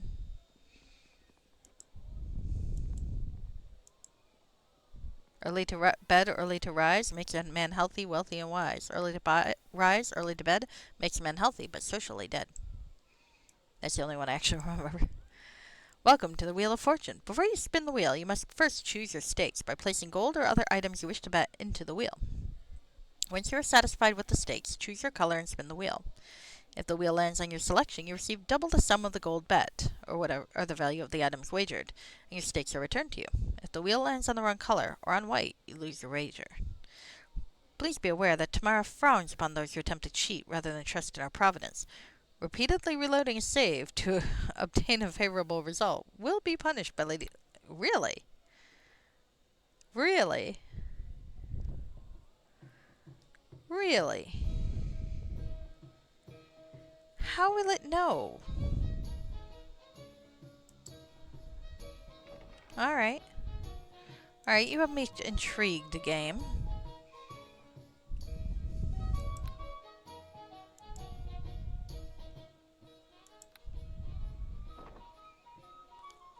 Welcome to the Wheel of Fortune. Choose your color and may tomorrow's favor shine upon you. Bet on blue. The wheel stops on red. You lose. So...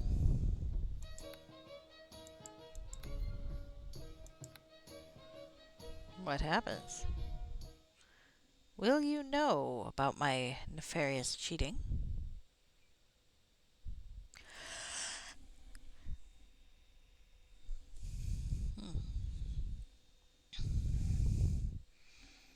I am tired.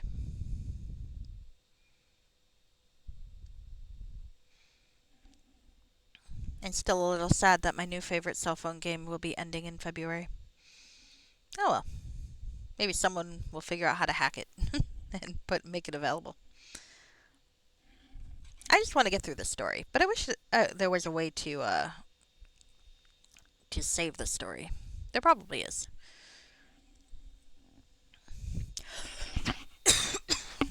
So I could watch it later. Because the story's actually quite good. If you like Final Fantasy. Alright, alright. You're not responding to me.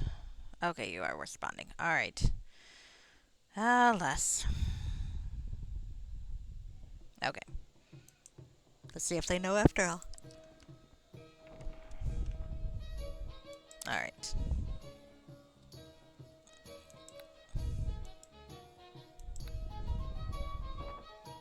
Bet I'm blue. Stops on white, you lose. Alright. I am not going to do it again. I think I'm fine with that. Alina is not a gambling addict. Also, roulette's just chance.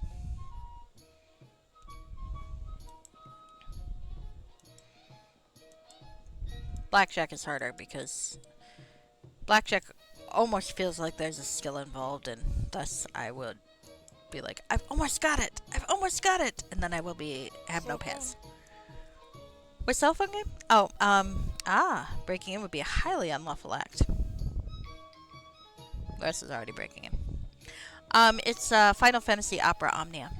I really enjoy it. It's cool. It's like the Dissidia. It's part of the Dissidia franchise, so it's got a whole bunch of characters from different games interacting, and it's actually just really cool to see the characters interact. The plots are, some of them are really good, and some of the, like, there are parts of the story that's really good, and some of it's just cheesy fun. But I really like it. Oh, I can't. Can you? Even with a 10, I wouldn't be able to. 1 second. I might have another option. Highly unlawful act. I'm sure it is. Do do do do do do.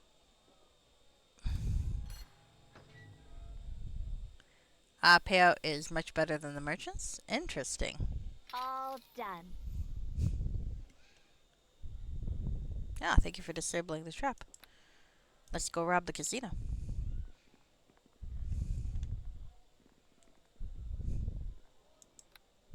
This is bringing back memories, doesn't it, Obbs? When in doubt, rob a casino. Oh. Barrel's gold. And a ring of... what's it? A ring of I can't identify this fucker. Okay. I have one spell in my wizard inventory.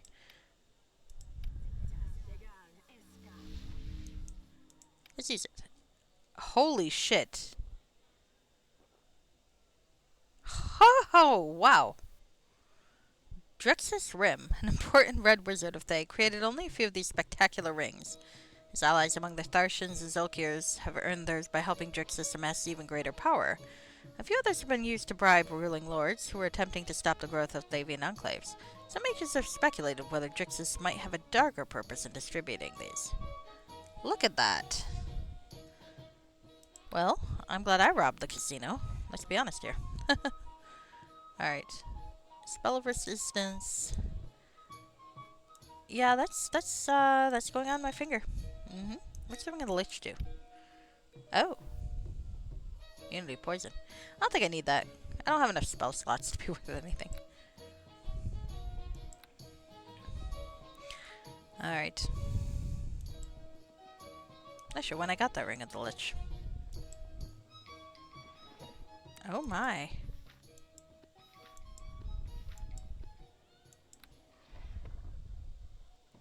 Well, this was lucrative. Watch, I'll go out there and they'll all try to kill me. They probably should. Okay.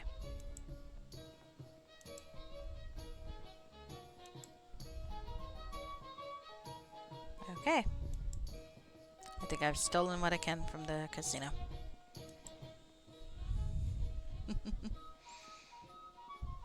Robbing casinos is fun. I wouldn't do it in real life. But only because I get caught. Alright. Let's see. But yeah, Opera Omnia, I think you commissioned it? Ah, nice.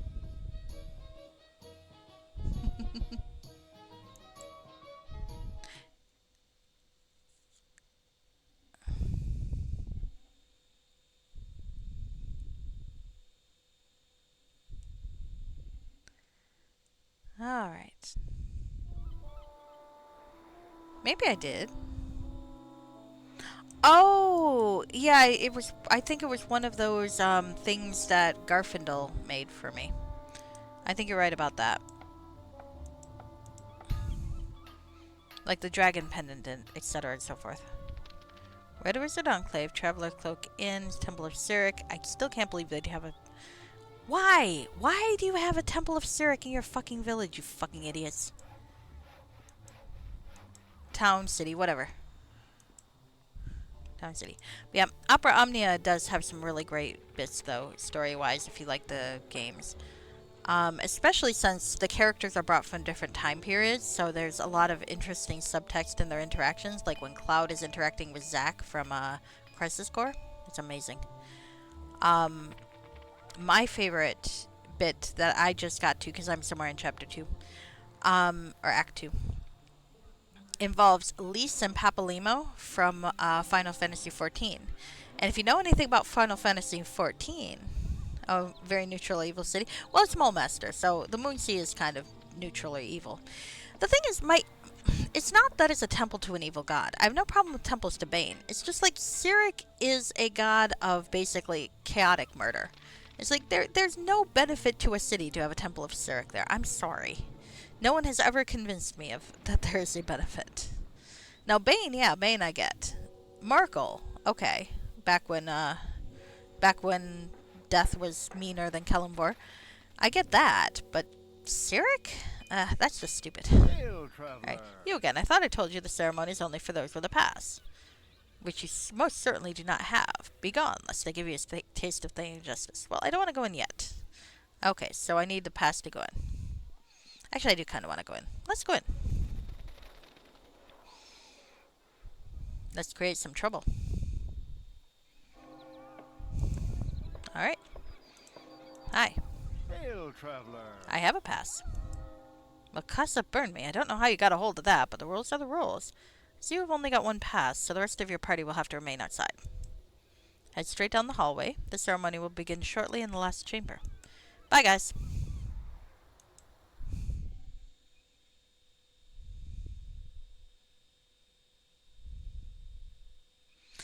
they do get used to worshipping some weird things, but generally they make sense within the society. Sirik is just a fucking idiot. And could just be that I read the Avatar series and was not impressed. I like Kalimdor a lot, though. Kalimdor is probably my favorite god. I haven't played a worshipper of Kalimdor, though.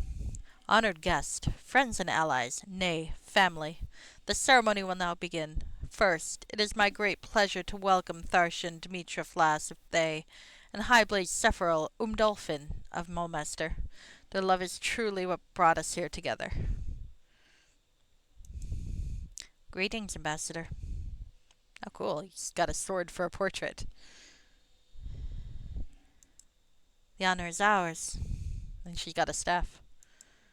Gods, but what a sight to behold. Suni herself has blessed the pair of you. On behalf of the Zolkirs of Thay, I offer you our warmest greetings. In recognition of the upcoming anniversary of your blessed union and our unbreakable alliance, they offer this gift. This is pretty grand, isn't it? A dozen gem golems, each worth a small fortune. Many slaves died to mine the gems necessary for the creation of these wondrous constructs. But who can put a price on the celebration of true love, I ask you?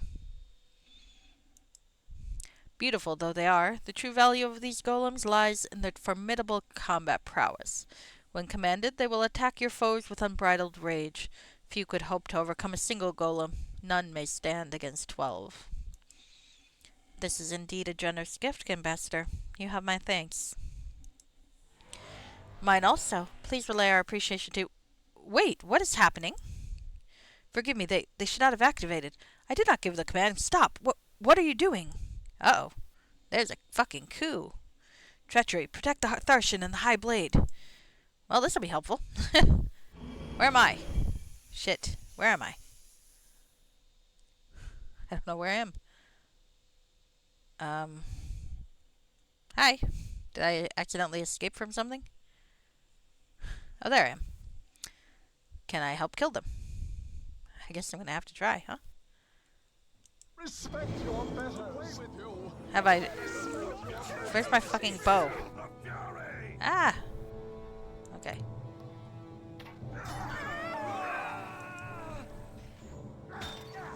Okay, let's rapid shot.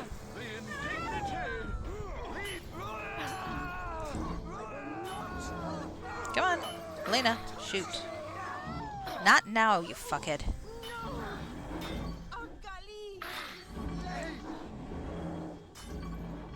Come on. Shoot, you idiot.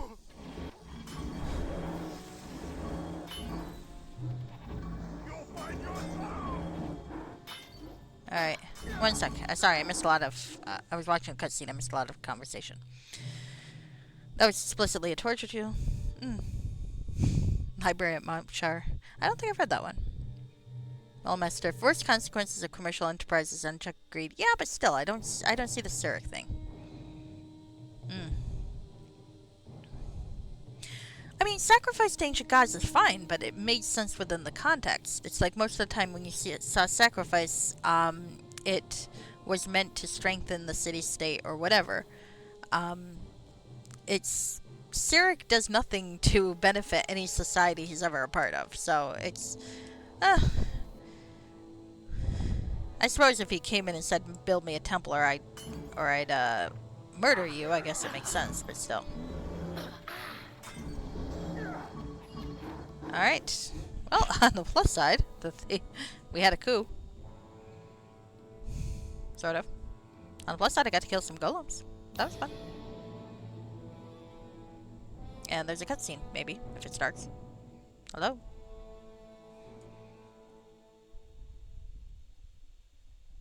Uh-oh. Hello? Hello? Uh-oh.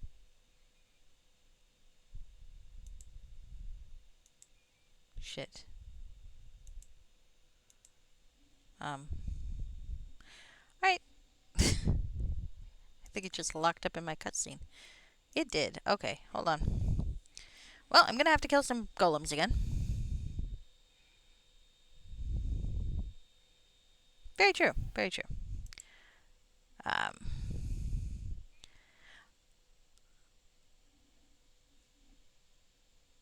Okay, here we go.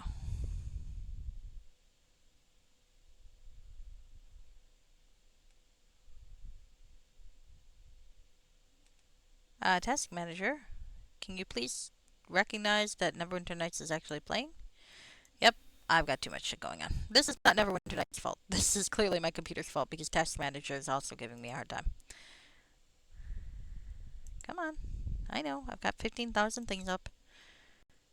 And if I knew why do I even have this? Okay, that I know I can take out. I'm not even... That's annoying, that fucking service. Okay, I can take that off. I know what that is. That was from work.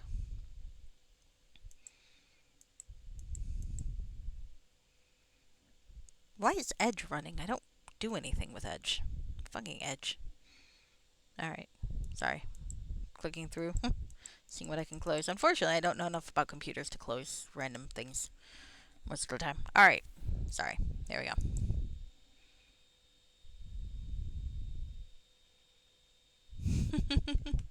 But even then, I mean, it's always kind of a problem. It's like, why worship Lolth when Lolth is just going to screw you over?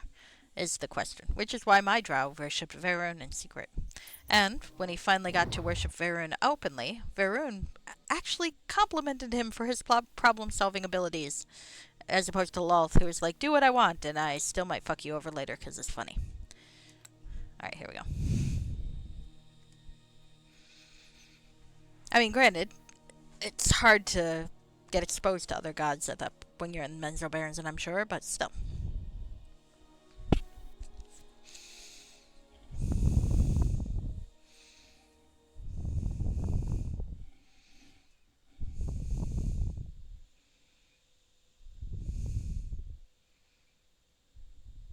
Alright, so we're gonna go kill us some iron golems again. Hopefully it will not lock up this time. Hail, traveler. I have a pass. I'm not gonna read this shit again, though. You heard me voice act before. I actually always wanted to be a voice actor. I lisp, though. So, also, I don't know how you'd even get started. Alright. We'll watch this part of the cutscene. That is quite grand. Look at those golems. Aren't they cool looking? They are very cool. Alright. Blah, blah, blah, blah, blah, blah, blah, blah, blah, blah. I forgot what voice I gave you anyway. I only have one. Okay. Fuck. Stop that. Okay. There we go. On the plus side, I'm quite good at fighting things with bows and arrows at this point. There we go. And unlike flame arrows, mine can't be blocked by a fucking shield, huh? Yeah. The world with directive, yeah. That's always been a little bit of a problem with D&D, I think. It's like you really gotta. It's one thing if you've got gods that will like actually support you. Like Bane, I do think Bane is a god that makes sense to follow. I don't like him because he's an asshole, but it makes sense to follow Bane because Bane rewards his followers. But it's like chaotic evil gods tend to just not work. It's like lawful evil, sure. You never tried smuggling in Telmore, or that's true. I never thought about that either, but. You probably could. Though he's well past his 50th year. Oh good, it worked this time. High-blazed Silpharil Umdolphin's breathing is calm and measured, despite the desperate struggle that has taken place. He glares at the shattered remnants of the golems with barely concealed fury. What is the meaning of this, Ambassador? My lord, I can't explain. Someone must have tampered with the golem's instructions, but who? Enough, soldiers. Take the ambassador to the Tower of the Wyvern. Summon Thurndan Talwand. I will hear the truth from the Stayan dog if it costs him one body part at a time. I'll return home immediately. The Zulkers must be informed of this attempt on our lives. If I find the culprit, they will pay. Please, Darshan, you must know I was not responsible for this mishap. Have mercy for your countrymen. In this matter, I am happy to defer to my husband. You almost got us killed, Raven. Ignorance is no excuse. I'll see you when you return, Dimitra. Now, as for you, Zafara regards you with an appraising stare. You fight well. Very well indeed. Come, speak to me in private. They're gonna give him a voice that's nothing like mine. Moloch was the name. Ah, you got it. Nice. I'm curious about you. It is not every day I encounter an adventurer who may well be my match. Why are you in Mulmaster? Let's talk about Magnus first. That's the big one. I cannot help. This wizard is unknown to me, and frankly, I won't shed a tear if he gives my Zentarum allies a little trouble. I want to talk about Astar Greysteel. I remember the blade whom you speak. In order to hang on to power in the Moonsea, one does what one must. This is the Tyrants' dance, and I will not be judged for it. Not by a hero such as you. It's nothing personal. Well, should I ask the bad guy, or this big guy, for a reward?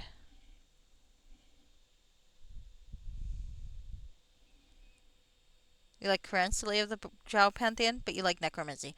Well, that's true, and Varun only really works if you're male. Um, but it's kind of like I always had that trouble with Alistair because I was reading backstory of elves, of course, and they're talking about the Drow and how she's like trying to win followers, but it's like she would only preach towards the women, and it's like, uh, you might have more effect if you preach towards both parts of the population, or well, the majority, because there might be other genders. I don't know about that. All right, so should I ask? That is true. She's very popular. Hello, William Barty. So should I ask for a reward? Let's ask for a reward. I deserve a reward for my help back there. You are arrogant, but it's an arrogant born through strength. I will let it pass. You may help yourself to the shattered remains of the golems. I'm certain there's a small fortune there in gems. All right, farewell. I appreciate your help, but I must request that you finish your business in the city as soon as possible. Heroes of your stature only draw the wrong kind of attention. I trust I've made myself clear. Well. Alina's usually not the type to ask for a reward, but this guy's kind of a dick, so why not? Alright.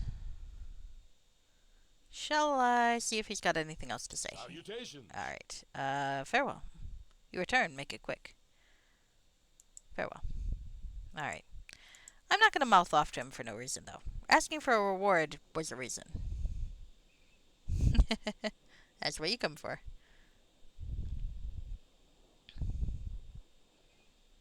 Should throw in with the deep gnomes? Well, I think the problem is that the drow still like to murder a bunch of deep gnomes, so they got to be really cautious.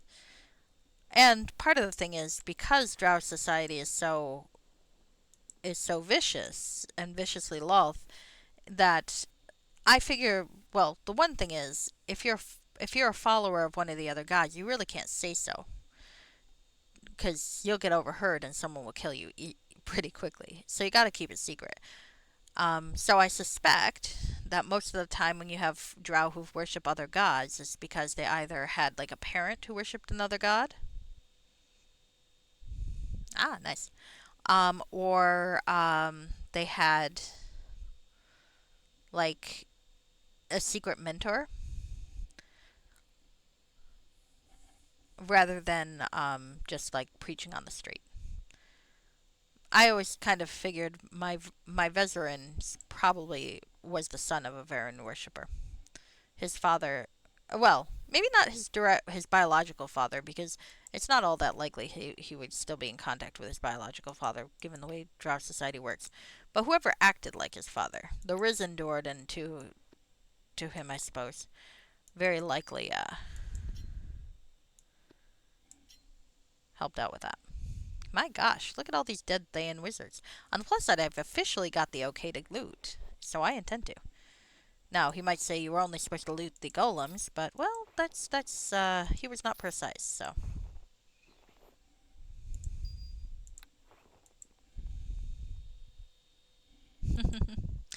I'm yawning again. Ooh, I got an emerald. Nice. Only one each? Goodness sake. On the other hand, you can never have too many diamonds.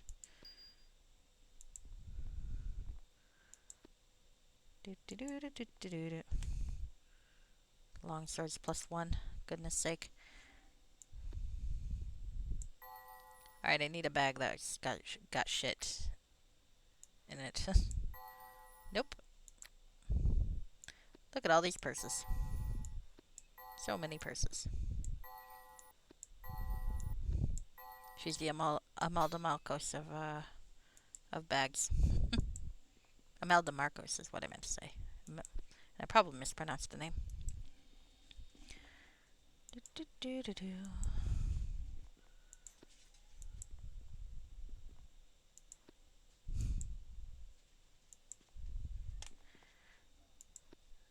Ah.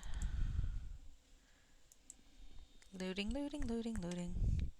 I've got the official okay to loot.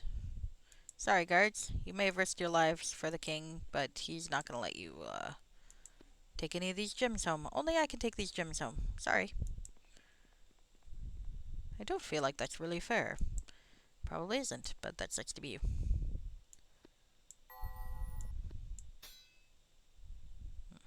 Not sure where that went. Maybe if you gave your guards better swords than just +1 weapons, dude. Maybe, they'd have lived. There we go. Hello, Red Wizard. I do like a magic wand.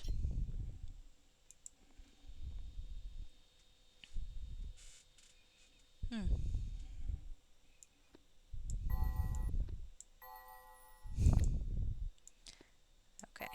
Oh.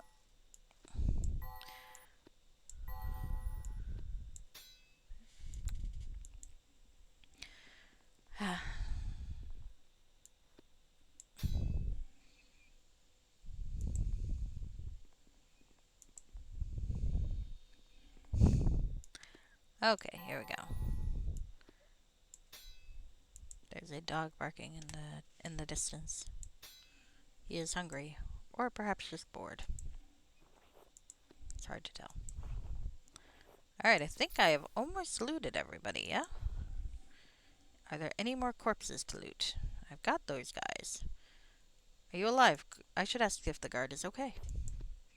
I can be polite. I greet you. For the glory of Thay. I think Thay's kinda having some issues right now. On the plus side, this... who needs Luskin's Arcane Brotherhood? Well, someone is clearly trying to weaken the alliance between Thay and, what's this, aren't they? I mean, not that I'm particularly fond of Thay or Maulmaster.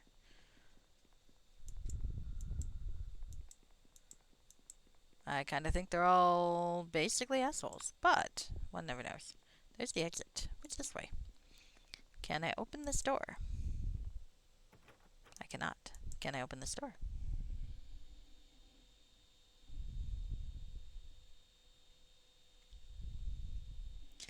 My inventory is so disorganized? Yes, yes it is.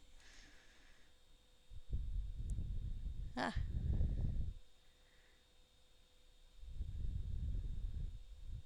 Oh, I just figured that was like one of those terms like toon that people use to describe the character versus the player.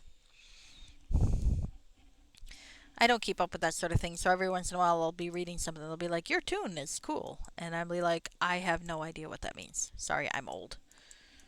I am 40. I only know current words when they're used ironically.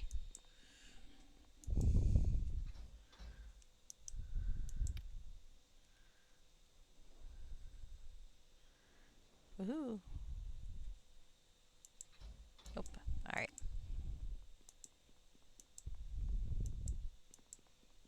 Alright. It would have been nice to talk to some other notables, but... Alright. So, unfortunately, I now have the attention of the Lord of the City. Typing on the phone. I have that problem too. I have big fingers and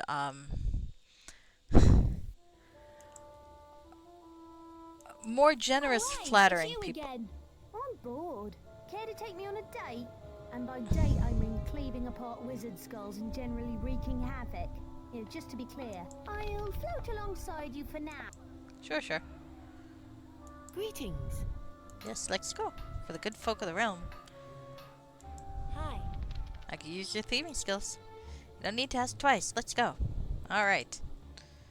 I have gotten my ladies back. There's a girl.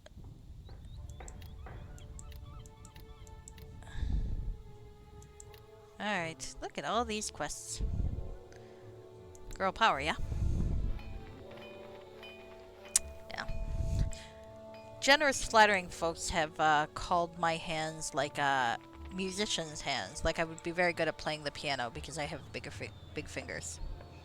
Elmara's voice is great. It is not what I expected. If you watch my VOD, you'll see the point where it's like, where I outright, like, I was expecting a very different voice. But it's great. I think she's fantastic. Hello. Alright, so where the fuck am I? Gate of Good Fortune. Are there any other interesting doors I can poke around? Probably not. Don't waste your money by gambling. Buy something to show for your gold. I mean, that's fair.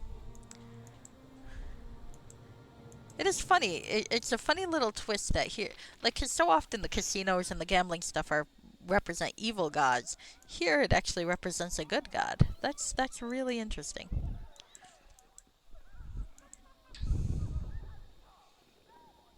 Oh yeah, they did a good job with the voice acting. And I'm picky about voice acting. Like, I don't have any real interest in the EchoS mods that they have for Final Fantasy 7, 8, and so on. Even though, from what I heard, the folks have clearly worked very hard on it, but I think the problem is I've got in my head a very clear idea of what I think they sound like, and so I'll hear the EchoS mod and I'll be like, that's not what I think they sound like. Forgive me, friend, but you must allow Della here to assist you. I'm busy preparing my next song. Alright, well, let's talk to Della. Why, hello there. Greetings, traveler. What can I get to you? Who are you? My name's Della. I've owned this inn for several years, since my husband passed. Now I run this place with Vesper here. Is he your son? Ah, he's another husband. He's a dashing bird. Well met. I'm Vesper Arden. Adequate swordsman, talented bard, and lover extraordinaire. Oh, really? Della rolls her eyes at Vesper's boast. Not that extraordinary, I assure you. Please forgive Vesper. We've only been married a short time, and he's still learning of what he should and shouldn't speak of to guests. Any rumors or gossip to share? I'm not really one for gossip, so I'll let my husband answer this one. Me? One for gossip? I suppose I am. Let's see, I've heard the shades of the Anorak Desert are searching for something near Thentia. I know. The Temple of Malar in Zendel Keep is preparing its annual hunt. Now, Malar's one that I can see people worshipping. There's also a rumor of a one-eyed archmage kicking up a fuss. One-eyed archmage? What else do you know? They say he started some cult, raided a few Zend towns and villages. He hasn't been heard from for a while. Perhaps he fled north across the Moonsea? Thar would be the perfect place for an angry wizard to raise an army. This guy knows a lot. You can tell my husband's a bard. He's quick to spin fanciful tales. What else can I do for you? Can I rent a room? Think you've come to the finest place in all of Mulmaster. Rooms are 12 gold pieces a night. You'll find a hot fire, warm food, and a cold drink waiting for you. Well, I think we could definitely rest. Alright. No, that guy knows a lot. That guy knows maybe a little too much, because he's, like, on the ball. He's either really, really clever, or he knows something. And I'm not sure which I think. I am not sure what I think at all. I am suspicious. I am suspicious. I'm suspicious of everybody, as you well know, though. Sometimes I'm right. Most times I'm wrong. Alright. Tavern patrons. Can I get back here? I want to see what's back here. It does not appear like I can get back there. That's a shame. Pardon me, Sherilyn. I am not clicking you on purpose. I am just trying to get past you. How are your drinks, lad? More tavern patrons. Well, Hail and well met. Della's an attractive woman. The bard Vesper is a lucky man. Hello there. Rather be out here than out in the rain. That's fair. Alright. I'm looking forward to seeing what they do with Blades of Netheril. That sounds fantastic. Oh, Blades of Netheril. I see. I'm finally gonna get to kill that fucking dude that's... Yes!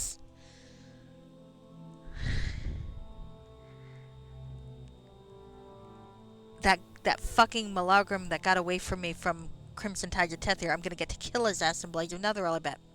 Because Blades of Netheril, like Dominion and the Dappled Blade. I get it, I get it. Because he did say it was be like a world sequel to all of the different modules he's done. I get it now. I didn't think about that until just this moment, but I get it now. Okay.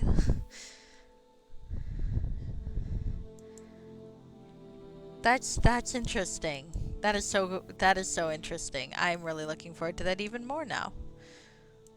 And it'll be good to get Stephen Lioness out of retirement, my pantsless paladin. The pirate who would be king. I remember reading this, but I'll read it again. The legend of Avogard the Black is still told in inns and taverns throughout the Moonsea.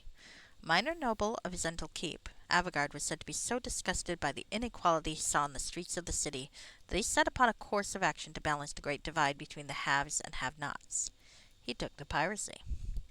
With his dashing good looks and great charisma, Avogard quickly amassed a crew who would die for him. Soon his infamy spread. Rather than view him as a threat, the other pirates were impressed by his vision of a fairer society, where the wealth was divided equally, slavery was outlawed, and rulership dictated by the will of the people, rather than by the strong arm of the biggest tyrant. Those who plied their illicit trade on the Moonsea began to view Avogard as a king. For decades he robbed merchant vessels from at Zental Keep, Mulemaster, and Melvant without reprisal, for it said that his ship could appear and disappear like a wraith, and no helmsman could steer a ship like Avogard himself. Not Thentia, though. Eventually, the Zentrum decided to take matters into their own hands, led by Maxim, the Tyrant of the Tesh Wave. A group of beholders sponsored by the Black Network tracked down Avogard aboard his vessel. There they surrounded him and unleashed the full force of their eye rays upon him. When they were done, nothing was left of Avogard but dust, drifting in the wind. Some say the Pirate King escaped somehow and that he went into hiding, plotting the day he would take revenge. Others view Avogard's apparent end as a sad parable for what happens to those who defy the will of the Zentarum. That is still a very cool story. I'm assuming he's alive, because usually when they bring up legendary figures in games like this, you get to meet them. But yeah, now I'm looking forward to Blades of Netheril even more. That sounds really cool, actually. What time is it? Hour 5. I'm gonna wake up and it's gonna be fucking dark again, because I'm like that. Oh, that's okay, I got my gamma up. I'd like to think that so many rooms are empty that the girls actually went and got their own beds. Off camera. Ah, you're on deep dive about the Moloch Bull. Interesting. Alright, let's see. I was hoping to find some NPCs up here to talk to, but apparently not. Apparently not. Alright.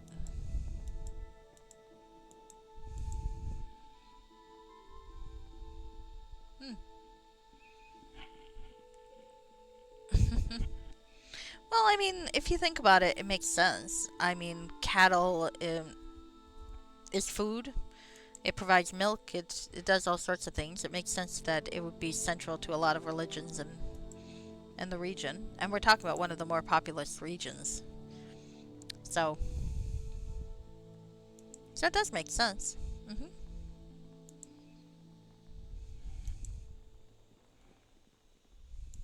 I mean, not to dismiss anyone's religious beliefs. I don't fucking know about shit. But I feel like it does make sense.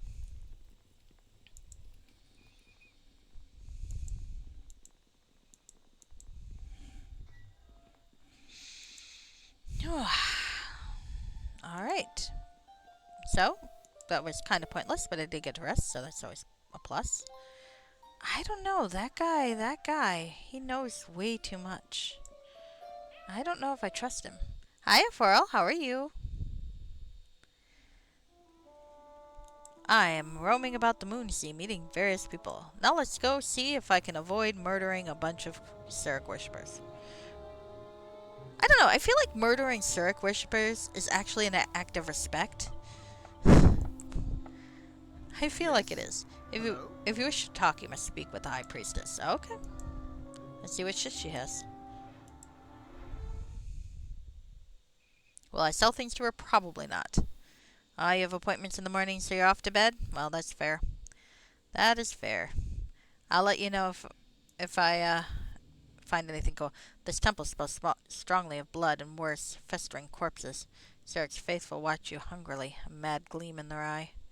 Seriously, why would you put a temple to Sarek in your fucking town? Yes? What do you want? Bow down, you cur. Bow down before the high priestess of the dark sun.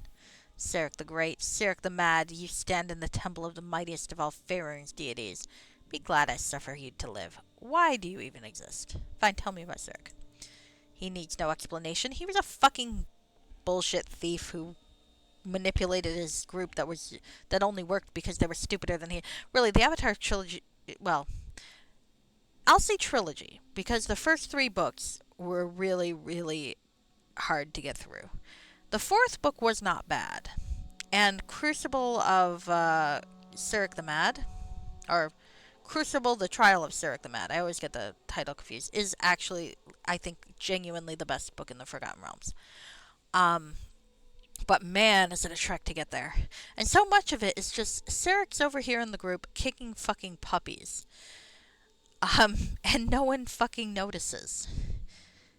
Kalimvor has the most compelling story, I think, because he's got that whole, he's got that curse that if I recall correctly, forgive me if I get the details wrong, if he does something selfless, he turns into a were leopard or panther or something or lion and starts like eating people.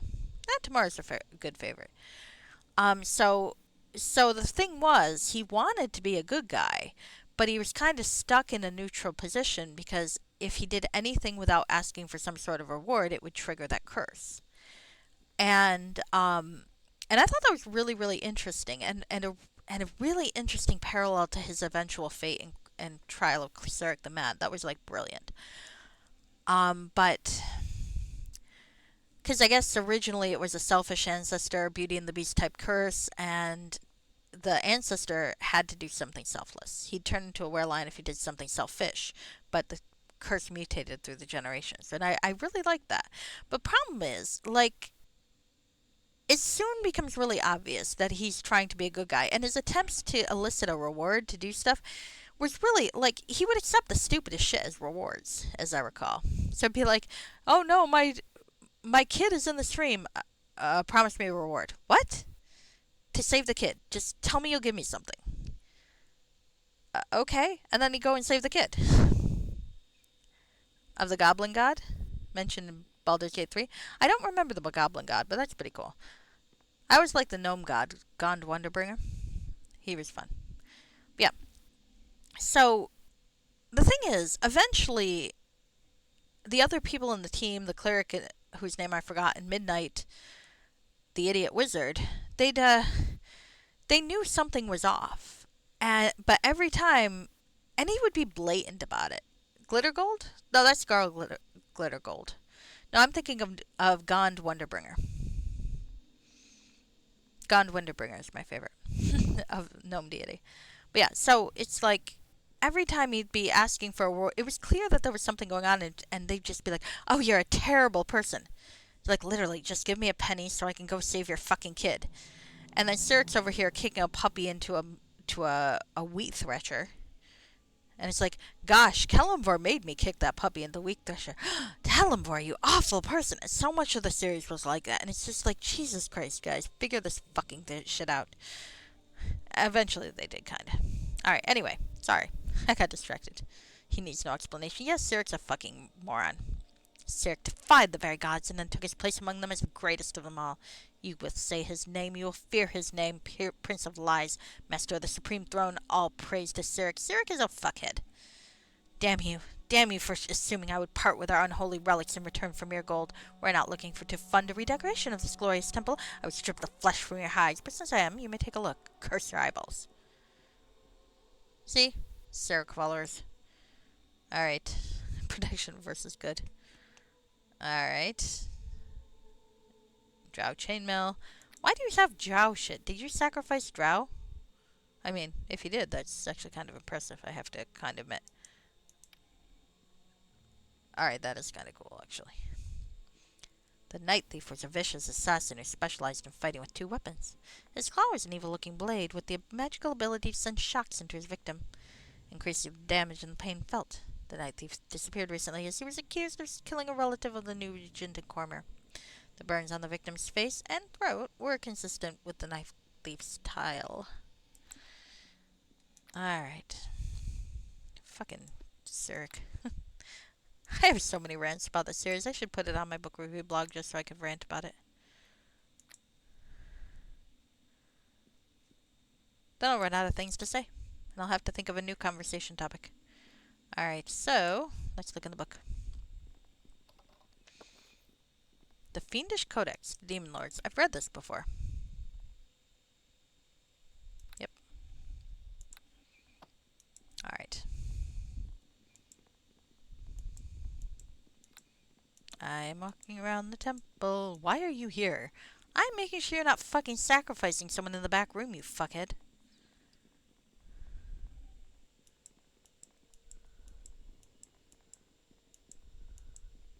I don't actually remember how to get out of here, too, so... I think it's that way. Alright. Nope, this way. This way, please. Oh, there are little bars there. Okay.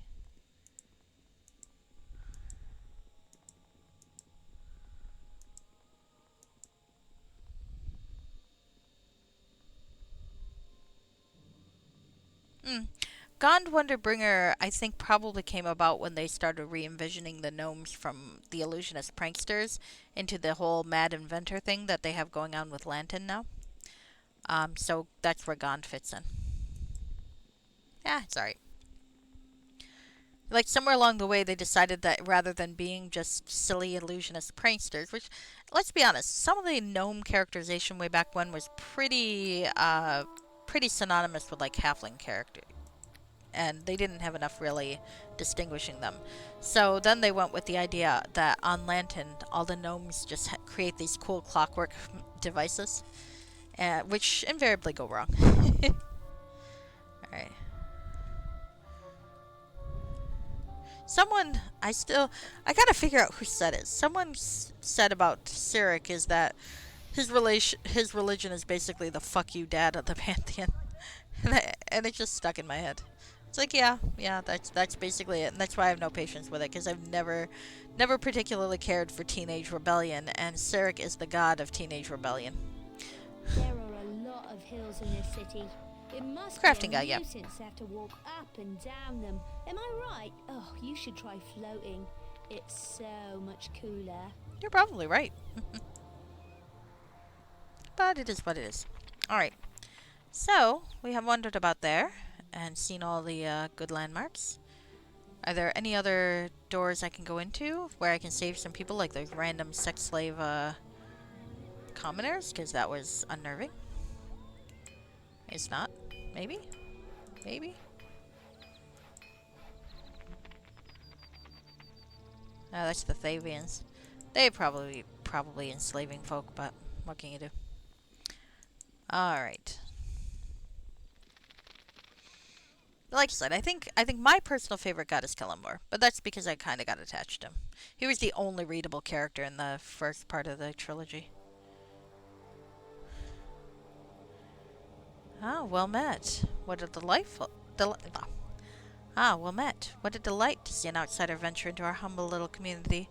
My name's Siler. Where, pray tell, are you looking to go? I can rob him. I'm looking for Lana Greysteel.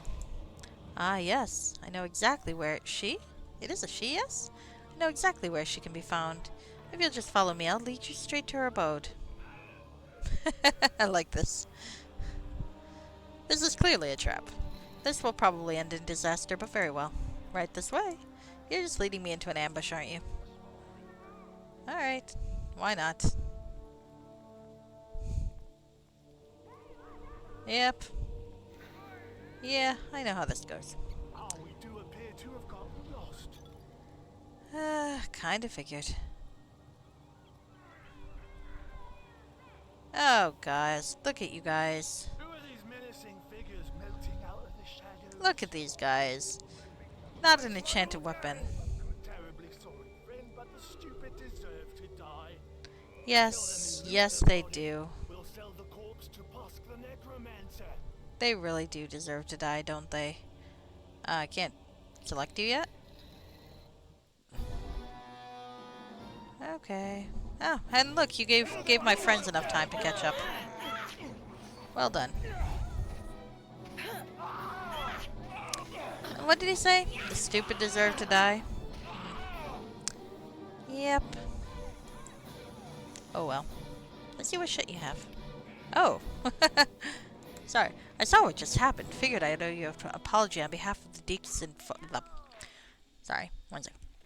I saw what just happened. Figured I owed you an apology on behalf of the decent folk of the quarter. There are plenty. Hard though it seems to believe. I know where Lana lives. Here, I'll mark it on your map. It was a damned shame what happened to the woman.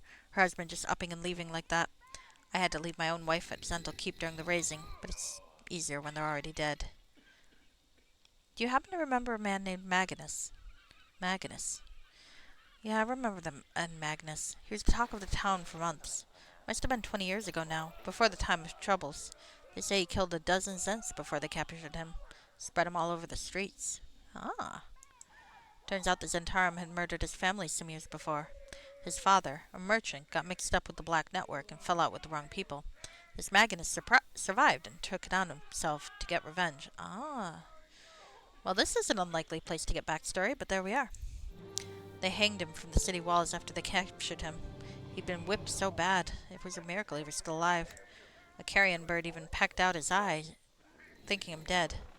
But on the third day, he vanished. Farewell. Farewell to you. Keep away from the dark alleyways if you want to avoid trouble. Though being honest, you can probably handle yourself. That's true. Well, looks like we have some very enlightening information. Very enlightening.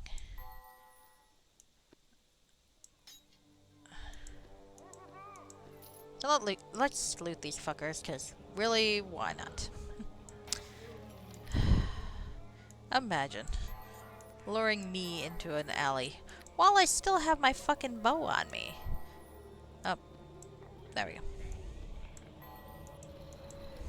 Like, these guys are heavily armed. Let's loot them. Right, let's murder them. We're gonna be able to do that with... Actually, to be fair, they do have enchanted weapons, but still. God fucking damn it. Where's my fucking... I know I've got a bag that has nothing in it. I think it's that one. Hope it's that one. Invisibility potions are nice, though. Alright.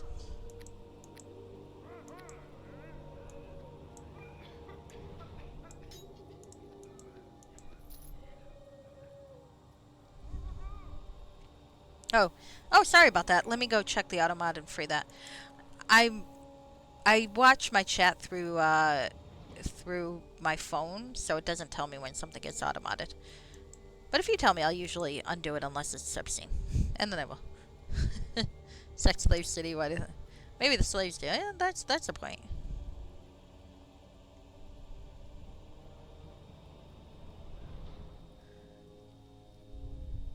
It's fine. Suppose it's good for automod to double check, but it's fine. Alright. Alright, so Lana is not that far. Oddly enough, our guide was maybe even a little bit helpful. Let's see if there's anywhere else to roam around here. We got a few doors. Let's talk to people. Sorry, no can do. A pauper's home. There's nothing inside that can interest you. Well, I think they might, but it's probably all going to be like that, huh? Look, there's nothing to loot here. All these people are poor as fuck. You're probably right, but we're still going to try. A stray dog. Can I talk to the dog? Here, dog. Here, puppy, puppy, puppy. Hi. Hello. Woof. Ah, well. Alright. And Sparky Wildflower said something. Let me see. The Gnome Pantheon. Only deities that get along with each other. There you go. Gnome Pantheon's pretty cool. The Elf Pantheon's kind of annoying. And I say that as someone who generally does like elves. They're dickheads, but you know what you're getting into. No can do.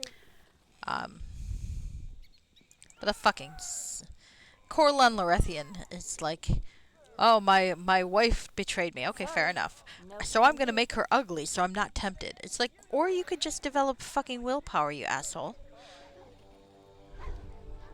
Let's talk to Siler's associate. Hi. How are ya?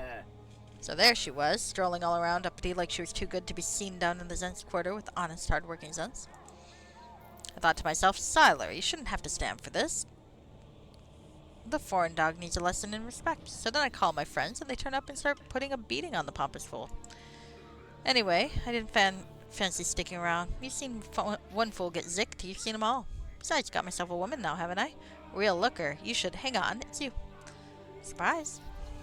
Please don't hurt me. It wasn't my fault. The gang made me do it. Oh, Ma's sick. I need coin to pay for her healing ointments. I'm getting married soon, please.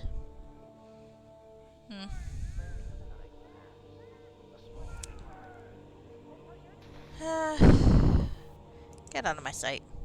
Thank you. I promise I'll never harm another living soul again. He probably will. Alright. But Alina really actually doesn't want to murder people in cold blood. So she's gonna hope that it works out.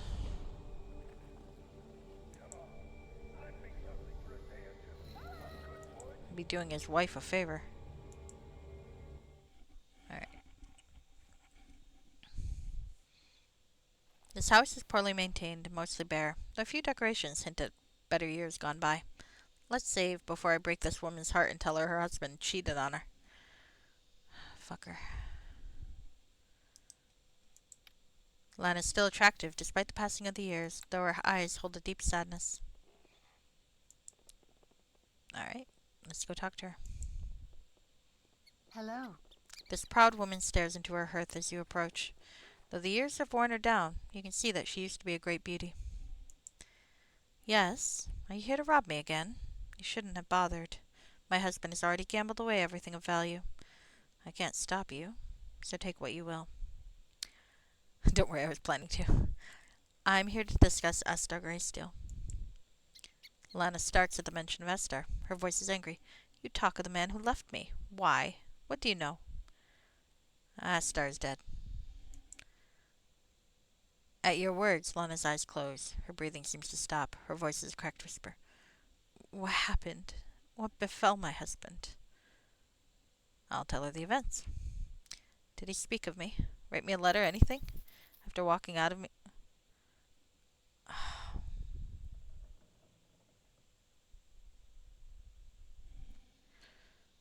I'm chaotic good, right? Alright, let's take a look at the letter real quick. Because the letter... If I can figure out where I put it. Fucking letter. So let's take a look at that letter. And... Oh, here's some bags I can use. Good to know. Where's my fucking letter? You want some of my riches? I mean, I can give you something. Maybe an invitation. Da, da, da, da, da. Looking for the letter, letter, letter. Looking for the letter. So I got two options. I kind of want to see what happens in both scenarios. I hope I saved. But...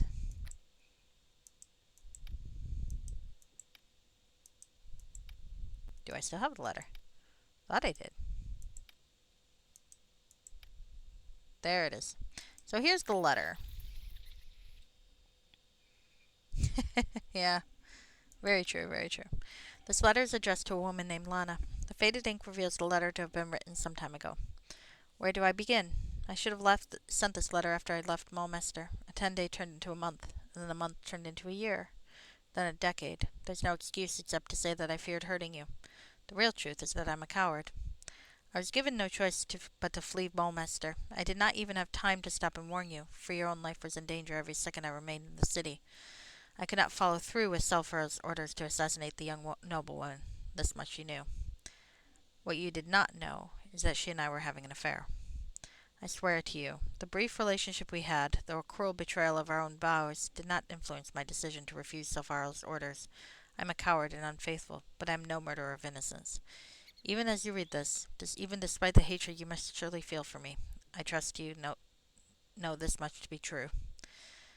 I'm so sorry, Lana. Even if I had time to warn you, I would not have had you abandon your life in Mulmaster. You deserve better than to throw away everything we had worked so hard for. Yeah, look at it. Her place is so nice now. You deserve better than to abandon a life of hard-won luxury for an uncertain future with a man who could not be true to you. I pray you have found happiness. I pray you have found a good man, an honest man, one whose skills extend beyond his sword arm. I loved you for all my failings. I want you to know this. The years we spent together were the best of my life. Ah, great. You know what? Astor was a friend, so warts and all, I'm going to give the letter as it was given to us. Lana's eyes go wide as she reads. There's a soft gasp and tears begin to roll down her cheeks, but she continues until she's finished. For a minute she says nothing. I understand now. He had to flee to protect me. This woman he was unfaithful with. Though it pains me, I know he would have spared her life even if she had been no one to him. That was the kind of man he was. And now I have some closure. Here, take this ring. It was the marriage band Esther gave me on her wedding day. I can no longer wear it, for I am married to another. Esther claimed it would keep me safe. Tell me about Rickard. He was a good man when I met him. I was distraught, you understand. I'd been abandoned and couldn't understand why. He helped get me through those dark days. Then he began to grow distant. He spent more time and more of our coin gambling until we had close to nothing left. I would have left, but I couldn't do that to him. I couldn't cause him the hurt Esther caused me. Perhaps I'll speak with him. Please do not be too hard on him. We all carry our demons. Deep down he is good, I'm sure. Damn it, you can pick him, lady. Alright, well let's see what the ring does that she gave me. Because I feel like maybe you could have sold the ring, lady. Well. It's a pretty ring. Hi, 1001 Games Live. How are you? Alright, this wedding band is whoa! Is enchanted with powerful magic to keep the wearer safe from fear and mind-affecting spells, as well as poison. It is therefore a ring perfectly suited to those who move in circles where skullduggery is a fact of life. Engraved on the inside of the band is Ulster. Immunity to fear, mind-affecting spells, and poison. Jesus, that's a fucking good. Now, I've got those things otherwise, but you know, it's still pretty fucking good. Shit, man.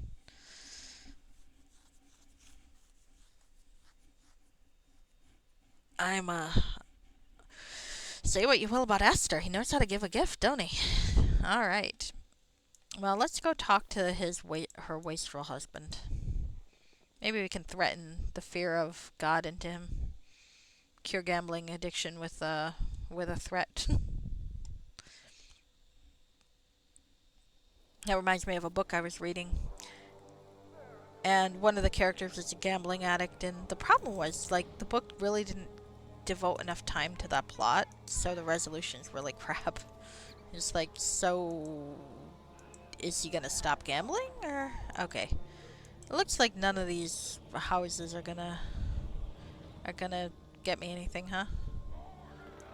Where's the vagrant? Hi. You're alive. Okay, that's good. Sorry, no can do. Sorry. Alright, I'm probably not gonna check every door. That's very unthorough of me, but this place is depressing. Sorry, no can do. There's no sense in robbing the incredibly poor. Look, I got 3 gold pieces. Okay. Rawr. Okay. Tis the Imperial District. Uh-oh, I should have saved. No, don't do this to me. Okay, good. Let's save.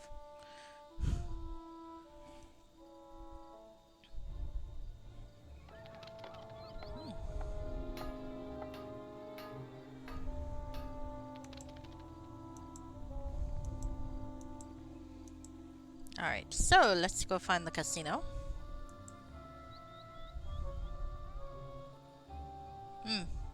Well, I mean, I did enter into one random house up here and found some naked commoners who were like, "Oh, thank you for letting us out. They lured us here." It's like, whoa, what the fuck, man? That was earlier.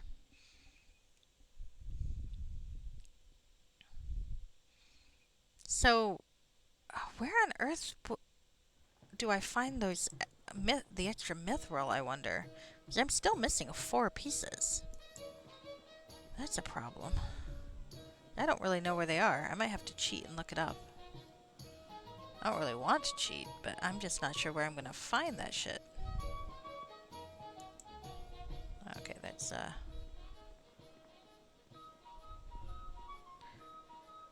I did look at the Cyric woman's inventory, yeah? She didn't have anything good. Alright, let's go beat up Rickard Greysteel. I greet you. Tomorrow above. Did I accidentally offend a priestess of Bashaba and not realize it? One more loss and I'll be bartering my kidneys. Lana told me you're bringing both of you to ruin. Yeah, I'm sorry I couldn't measure up to her previous husband, the great Astar Greysteel. A celebrated warrior. I was never worthy of a woman like her. Let's go with insight. You feel inferior to Astar. Is that what this is about? Maybe it is. I gave her my love, and it wasn't enough. She still pines after him. She doesn't. She gave me this ring. She did. That's his wedding ring. I thought she couldn't let him go. Maybe things have changed now. I need to go speak with her. Thanks, stranger. Yep, all the woman's fault. I'd rather just gut him like a fish, but Alina's nicer than I am. Alright. Well, let's see. Yeah, really. Well, maybe he's at least motivated to try.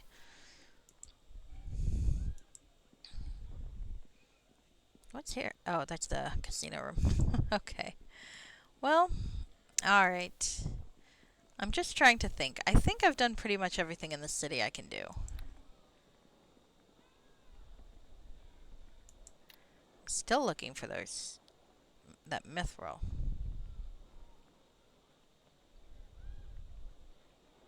Got 6 of 10. Well, let's head back to the docks and see if there's anything else up there.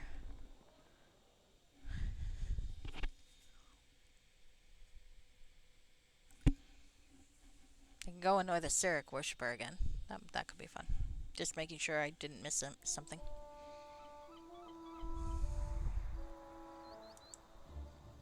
I mean, if you want to sell me something, I'll... Oi, hello there.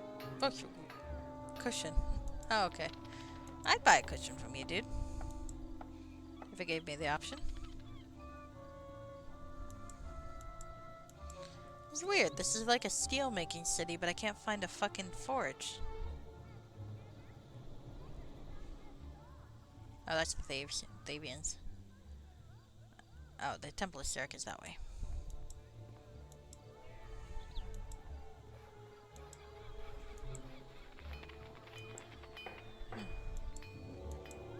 Alright. We do not have a forge in the city. Maybe there's one in the docks area.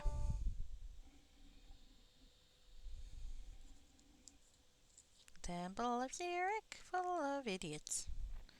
Okay, let's talk to Bifley Lame. Liam? Yes? What do Okay, you temple want? goods. Yeah, I thought so. Alright, nothing useful. Sorry, lady. And I'm not going to sell anything I have to her because I don't really want these assholes having nifty shit. Oh, wait, there's more rooms I can look in. Never mind. Can we open this? Sorry, no can do. Is it openable at all? Ah. Well, never mind then. Even though I still think murdering a Cyric worshipper should be, like, legal. It's preemptive self-defense.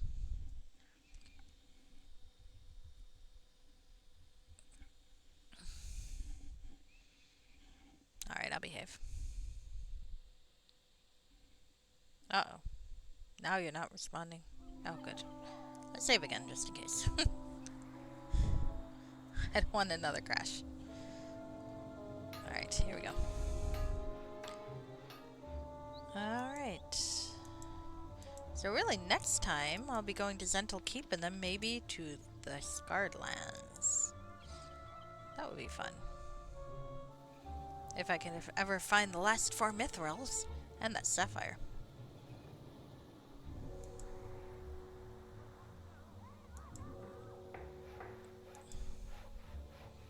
Maybe Zental Keep has them, but I doubt it's going to have all 4. Maybe it will.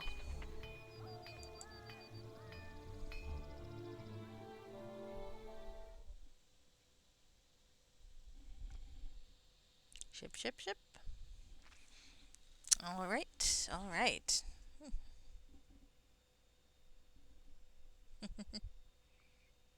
Right.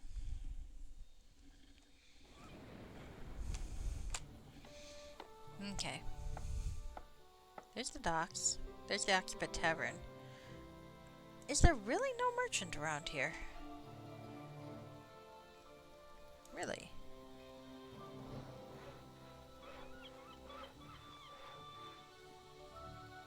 What the heck? What is this? Oh, it's a smith. I found one. Maybe. It's... maybe? I don't know where I am. I don't know what's going on. I'm very confused. Is this like, okay. I thought this might be like a weird unfinished area or something. Nope, here's a smith. Okay. Well, I found one. What do you want? Okay. I'd like to ask you some questions. Nope, I'm a smith. I make stuff. I don't answer questions. You're not very friendly. Maybe not. I'll let my steel do the talking. Okay, what do you have? Okay. Oh, hello! If I get these, I'm only 1 shy. These are gonna be heavy.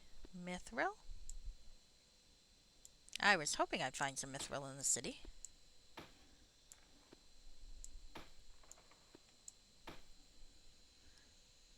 Alright, let's see.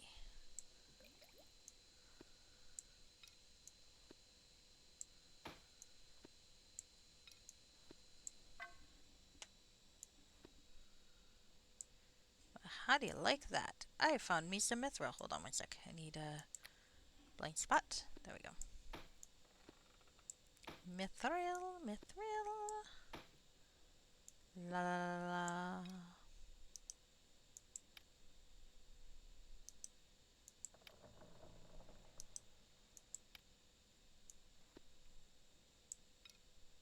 There we go.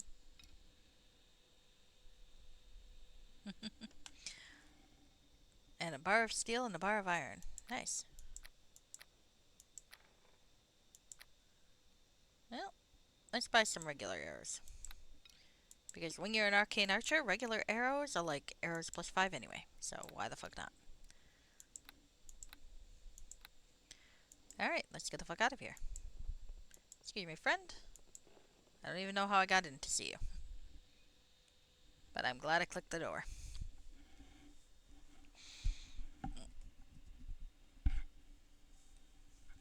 Uh-oh.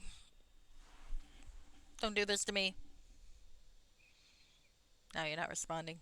I just got my mithril. Oh, you're working now. Okay. Actually, let me hard save.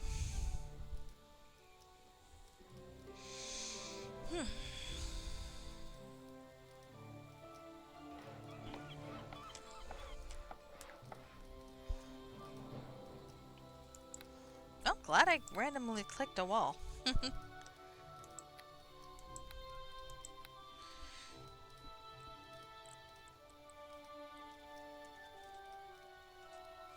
Okay.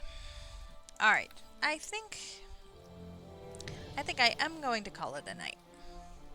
It's always good to see you guys. Thank you for hanging out with me as I play this game, which has been quite fun. It still is quite fun. Can I get up that way? Maybe. We'll have to see later. Can we poke anywhere else, I guess is the question now. Probably not. I feel like we have probably poked throughout the city that we can.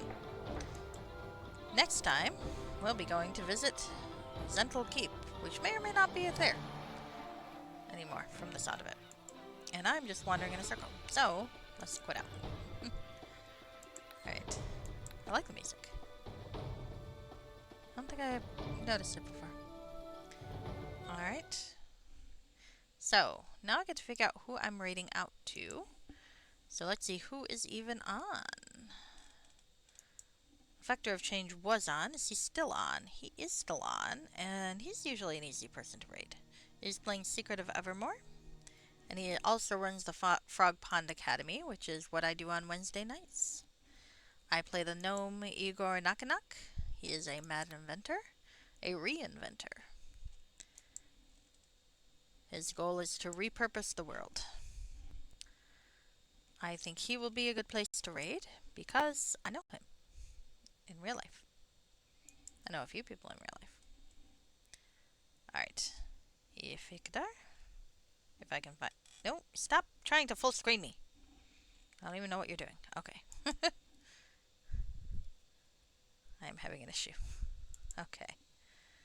I doubt he's going to be on for much longer, but then it's just a race against time when you think about it. Alright. So...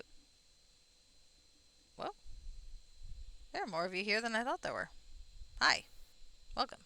Okay. Anyway. Good night. I'll be back again maybe tomorrow, maybe Saturday. I almost always come on at 10 Eastern Standard Time or sometimes 11 Eastern Standard Time. Depending on how late the movie, Svengoolie movie ends. So, maybe I'll see ya. Alright. Have a good night.